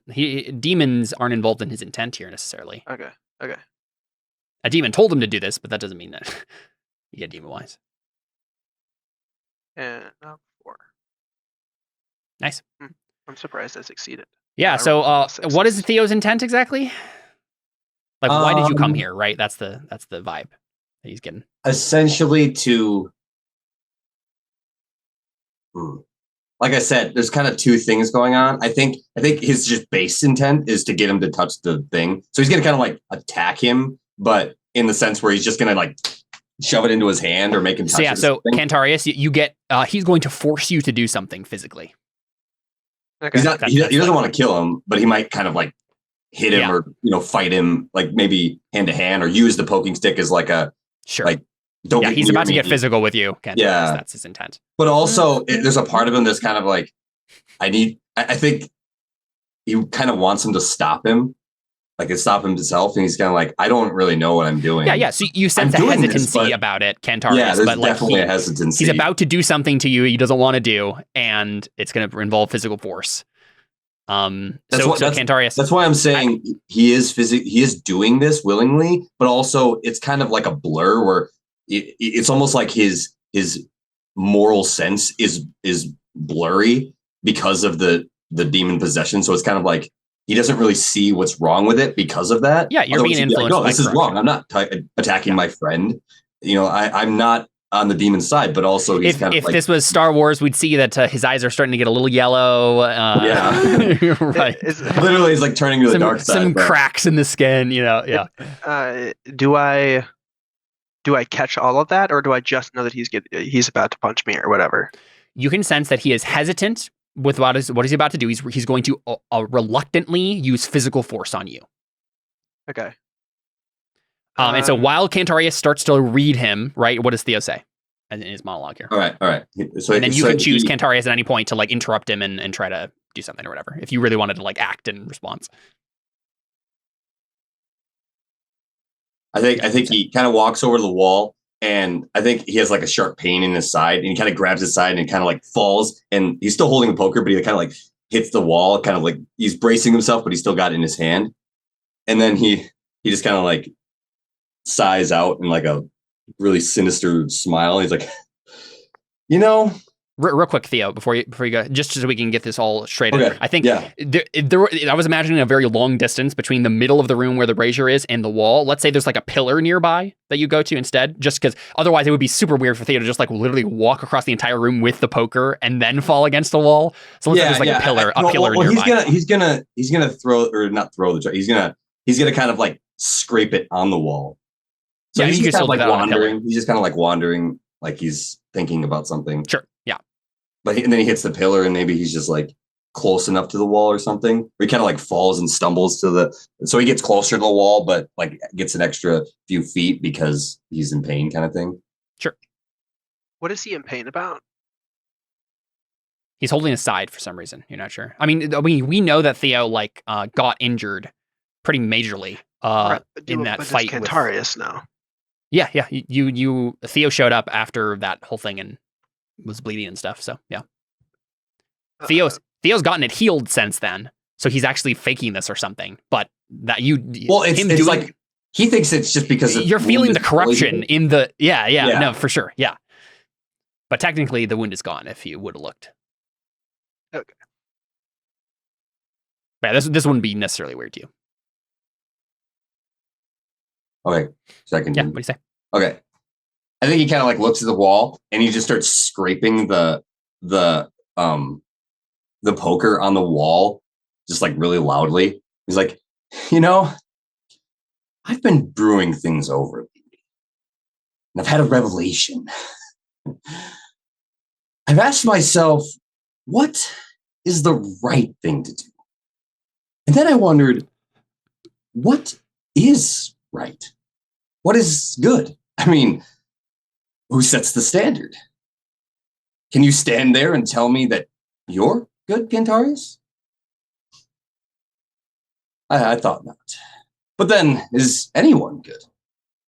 Tell me, Cantarius, do you truly believe that anyone is good? Therefore, if no one is good, then how can there be good at all? We all deserve to die. Unless there is no good. You think the gods are good? Look around, Cantarius. All I see is destruction, deception, betrayal, death, murder, thievery, divine apathy. All I see is there are winners, and then there are losers. There's survivors, and he kind of holds it to his chest, and then he holds up what? Yeah, the poker. He doesn't hold. He just kind of holds it like this, so it's kind of sticking out. He's like, there are survivors, and then he holds up. He holds up. What was it they gave him? That who gave him? Yeah, the artifact. Oh, it's a ring. Oh yeah, No, sorry, not a ring. It's the pendant, right? I'm getting these two mixed. It's the it's like a sun medallion. It's like a weird looking sun. Like it has it's like a big medallion, a big disc, and it has not a big disc, but like you can fit into the palm of your hand, and it has a sun engraved on it. Okay. He says, there are winners, and then there are losers. There's survivors. Pulls it out, and he kind of looks at it, and then he looks at Cantarius, and he points the poker at him. He's like, and the dead. And then he drops, and then he like just sprints at Cantarius. Okay. Wow. So he says there are survivors because like he's a gladiator, and he's and then there's the dead. But he's holding the medallion. And I feel like that kind of revealed like, oh, I have this medallion. Cantarius has gotten a description of this medallion from Gorath before. Yeah. So okay, so he knows what it is. Yep. Yeah, I know what it is. I'd like to think that Theo has gone through the clothing transformation that Adam has as well. That he has like this black feathered coat or whatever. He just looks like a different guy. Yeah, whatever. He has he's dark Theo now, right? So he has like darker versions. He has a dark skin on, right? Yeah. So I think we should call it before resolving this conflict because I think this is a great cliffhanger and I need to go. But I'm trying to decide how Cantarius wants to react to this initially. Yeah. No, I'm perfectly fine with like ending here on a cliffhanger. But yeah, I mean, Cantarius has had like a whole monologue to react to what's happening, so at least we could see that. Yeah. Well, I think the process takes a bit of time to read his aura, but I think as he's like reading the aura and he's seeing what's in front of him too, I feel like he just kind of like both he realizes both at the same time, right? Like the aura reading didn't really help him because Theo's very obviously revealing his true intent with his monologue. So I he think kind of like the success on your skill though, Connor, means that you have like a chance to act like you're ready for this when it comes. Oh, okay.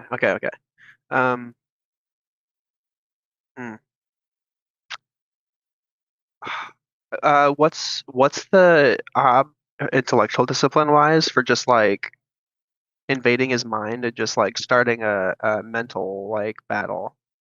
Like I grab him and we transfer to like a mental plane and we can just duke it out there. What's the op there? Good question. Let's take a look at intellectual, shall we? Because I have Nick for a really great scene. Yeah, that's pretty cool. If I just I separate us from our bodies and I grab onto a strand and we just like and then we can do like an episode 3 battle or we're both on the ropes, we're lightsabering it as we go. All right, let's see. So I think it'd probably be like an illusion is what you're doing, right? You're just trying to like get him to be like, oh, yes, we're in my mind now, my mind palace, and I'm creating what's around us, sort of thing. We'll still get an opportunity to roll for corruption because I think when he is attacking, he's using he's going to end up using corruption at that time. So I feel like no, yeah, you'll have I don't think like being in Cantarius's mind is going to make you not able to use corruption. So okay. Yeah. All right, so yeah, it's going to be basically Connor intellectual discipline versus Theo's observation. Right? It's like, can Theo see through what you're trying to put in his mind? So yeah, Theo, you roll observation, and then Cantarius will roll intellectual discipline. Yep, and so you go ahead and do yours first, Theo. Observation. I don't think you have any forks here, really. Does he have observation as a trained skill? He does, yeah. Yeah. Shoot. Okay. No base op 0. Yeah. Okay. How did I pull? Oh. Yeah, if you want to spend a fate point, you can get rid of that if you'd like. Yeah. Otherwise, you'll give us success. I keep forgetting that. I'm going to use it every time. Cool. Just one. Op 4, Cantarius. Yeah, just one. Okay, so intellectual discipline. Can I fork in physical or sensory with this? I'm assuming it's going to be one or the other, but sensory. Yeah, let's say sensory. I was kind of planning on having like a back and forth monologue between Cantarius while we're fighting too. Mm-hmm. So we're kind of like, stop for a second. And he's like, what are you doing? And we're like, go back. Yeah, no, I'm definitely interested in like playing out the thing like moment to moment. Yeah, right. I also have something else to cliffhanger on but as soon as we make this roll too in the other room. Ah, dang. Okay, so in which case... You can't reroll at 6, but you can spend 1 fate to reroll 1 failed dice. Mm-hmm. Oh man, I wanted you to actually wanted you to yeah, that would have been a great thing. I mean, I think what this means, Cantarius, is we can still have like the visual aspect of it. You just won't be really advantaged by it. So sure. I think what's happening is like this room that you're in will go in and out of having like weird things that Theo's seeing, but Theo will be able to like see beyond them to see what's actually there, sort of a thing. So you're not getting any advantage over Theo in what's happening here, but we can have like some weird visual glitches if we want. Can we still go to the mental plane, but I don't know. Basically, like grabs me. Same fight, but yeah. You know what? Let's do that. Cantarius, make a steel test. Okay. Right? That's what happens when you fail this. Make a steel test. Plus so one maybe ob, we go to the mental plane, but and you're exactly. You have Theo gets to act first. sure. So go ahead and make it hesitation +1 because that's your margin of failure. It's just I never succeed at these. It's just not possible. But if I use one persona here, it'll be a difficult, not challenging test, right? So persona does not change the difficulty. It will. That's so frustrating. Yeah. I'm never gonna level up my steel. I'm sorry. Well, you should get passive tests. Yeah, there's passive tests that you can get for steel. I don't think it's come up before. Only but, forks decrease the odd then, or difficulty. Yeah, like actual Oh my dice goodness. Wait, okay. Yeah, so help does hesitate for too. 3. Do you want to spend anything on that? I suppose I might as well. Mhm. It I think you automatically have enough. open ends though, right?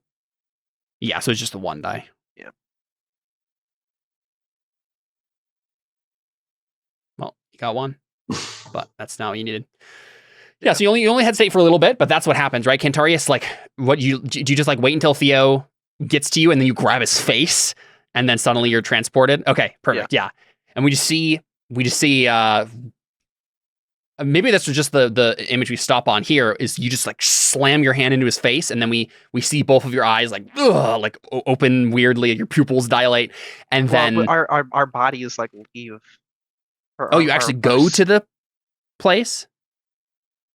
No, I'm not taking us to hell, but I want us to enter the intellectual plane so that we are forced to fight there. That would probably have been a higher obstacle then. Oh. Nothing that matters that much. You failed anyway.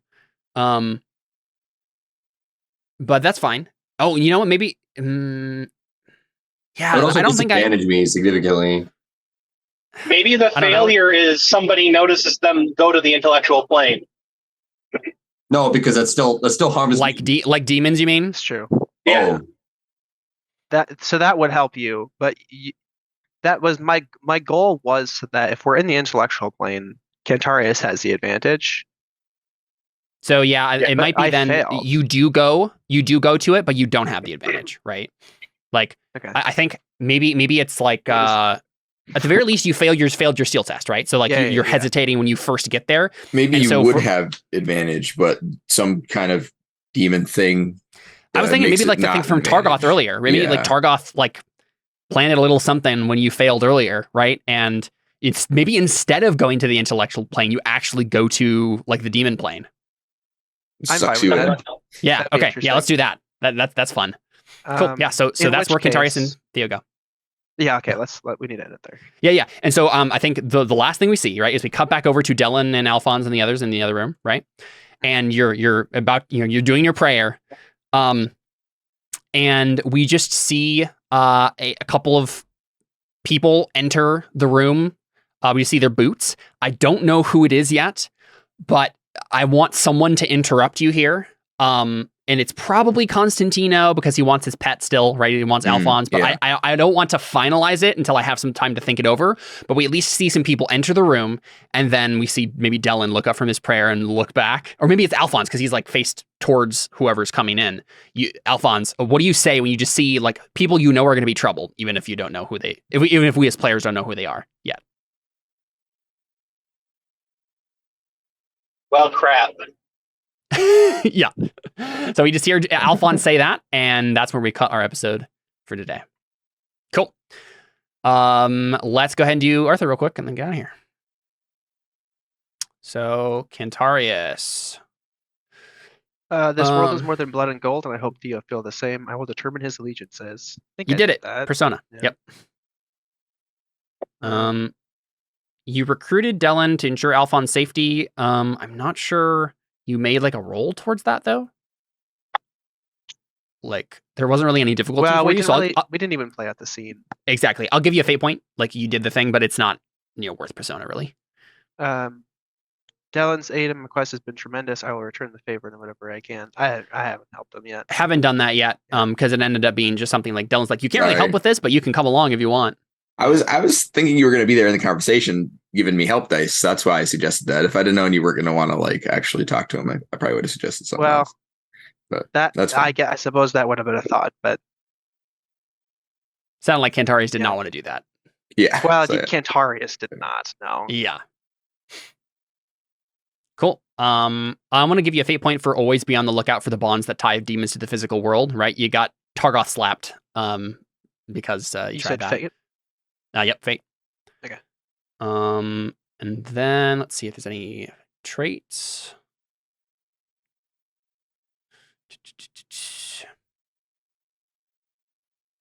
I don't think so. Yeah, I think that's it. There. Dellon.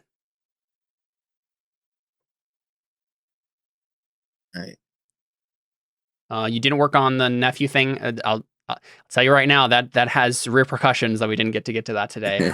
Yeah. Things will move forward on that a little bit. You did attend to the meeting Sergio arranged, so persona. Ooh. You are helping Cantarius right now, but the roll hasn't been made yet. You can take a fate for it. And then you didn't work on do that anything last with the one. other one. Yeah. Yeah. It's all good. Let's see. I'm gonna give you a fate point for religious. I thought it was interesting to see Dellon be like, "Wait, we have faith healers. Let's set this whole thing up." Thanks. Right? That's because you're religious, Yeah. right? Right. But I I think don't really that's got probably any it. trouble otherwise. Yeah. Alfons, let's take a look at yours. You have, you survived whatever Sergio throws at you next. I think like you haven't survived it yet, but what Constantino tried to do to you is part of that. So let's give you a fate point there. Right, you're working towards dealing with that. And then you did discover if you can still use the orb for your purposes. You can do it. It's just going to cost you stuff. So persona, and then you didn't have a chance to talk to Theo. So, I'll give you a fate point for always find a reason to use my powers. Right, you gave yourself a superficial wound by doing it. But I think that might be it. That was Cantarius. That was Theo. Oh. All right. Or sorry, that was Alfons. Theo. So let's see here. I feel like I definitely got a persona for Belief 3. I convinced her. Yeah, you did. Yeah, H is on your side. She doesn't know this is happening in the next room, but she gave you dice for it. So, so persona there. You tried to figure out who Kraos was, so faith or fate point. Yeah. And then you're working on your first one, so fate. I'll give you a fate point for never give up a chance at power. Yeah. And then I'll also give you a fate point for appreciation for beauty. Your speech to Achia was fun. You didn't actually bargain with Kraos about. I forgot. Achia. I was gonna. Yeah. I was gonna. All good. It can happen later. Still. I'll do it. Yeah. But I think that's probably it. You know what? Actually, I'll give you a fate point for probably Bodyman. fearless. For just charging at Cantarius, right? That the way you described that whole thing was very fearless on Theo's part. But then we can take a quick look at the extra Artha stuff. I think Theo needs to get embodiment for his monologue towards me. Oh, that for was, sure. That was. That might be my favorite scene of the season so far. Yeah, I thought it was funny that I was making like a moral relativism to Connor. Like I thought it was very good. Well, I mean, the thing is, Cantarius is who sets the standard? Cantarius is way more confused about those questions than Connor. Yeah, right. Oh yeah. Especially now. So real quick, let's go through these in order. Did we have a humor fate point at any point in character happen? It's kind of serious. I don't know. Yeah, there were a couple moments I laughed, but I don't think it was in character. So yeah, okay. Right skill, right time. So yeah, I don't know if there was anyone that like really jumped out as like particularly cool in that. But yeah, I'll give Theo embodiment for sure. But I think that might be it. Yeah, I think that's it. Oh, cool. You know what? I think you should do embodiment, Theo, and mold breaker. right? Like we're watching Theo go against a bunch of his beliefs and instincts and worrying him with himself about it. So you can take both. So 2 more persona there. Yeah, cool. I got them all. There we go. That's been Crow Inquisitors. It's likely we won't play again for a little bit here because I'm going to have a baby soon. But we'll see. We'll see. You know, if things stall on cliffhanger. Yeah, I know. We'll see maybe what next Saturday looks like. If people happen to be free and my baby's still not here, then maybe we just do it again. We'll have to see how that looks. Yeah, we'll come back and figure out what's how all these epic confrontations are going to go down next time on Crow Inquisitors. Thanks for playing, guys. Adios. Goodbye, beloved fans. Adios.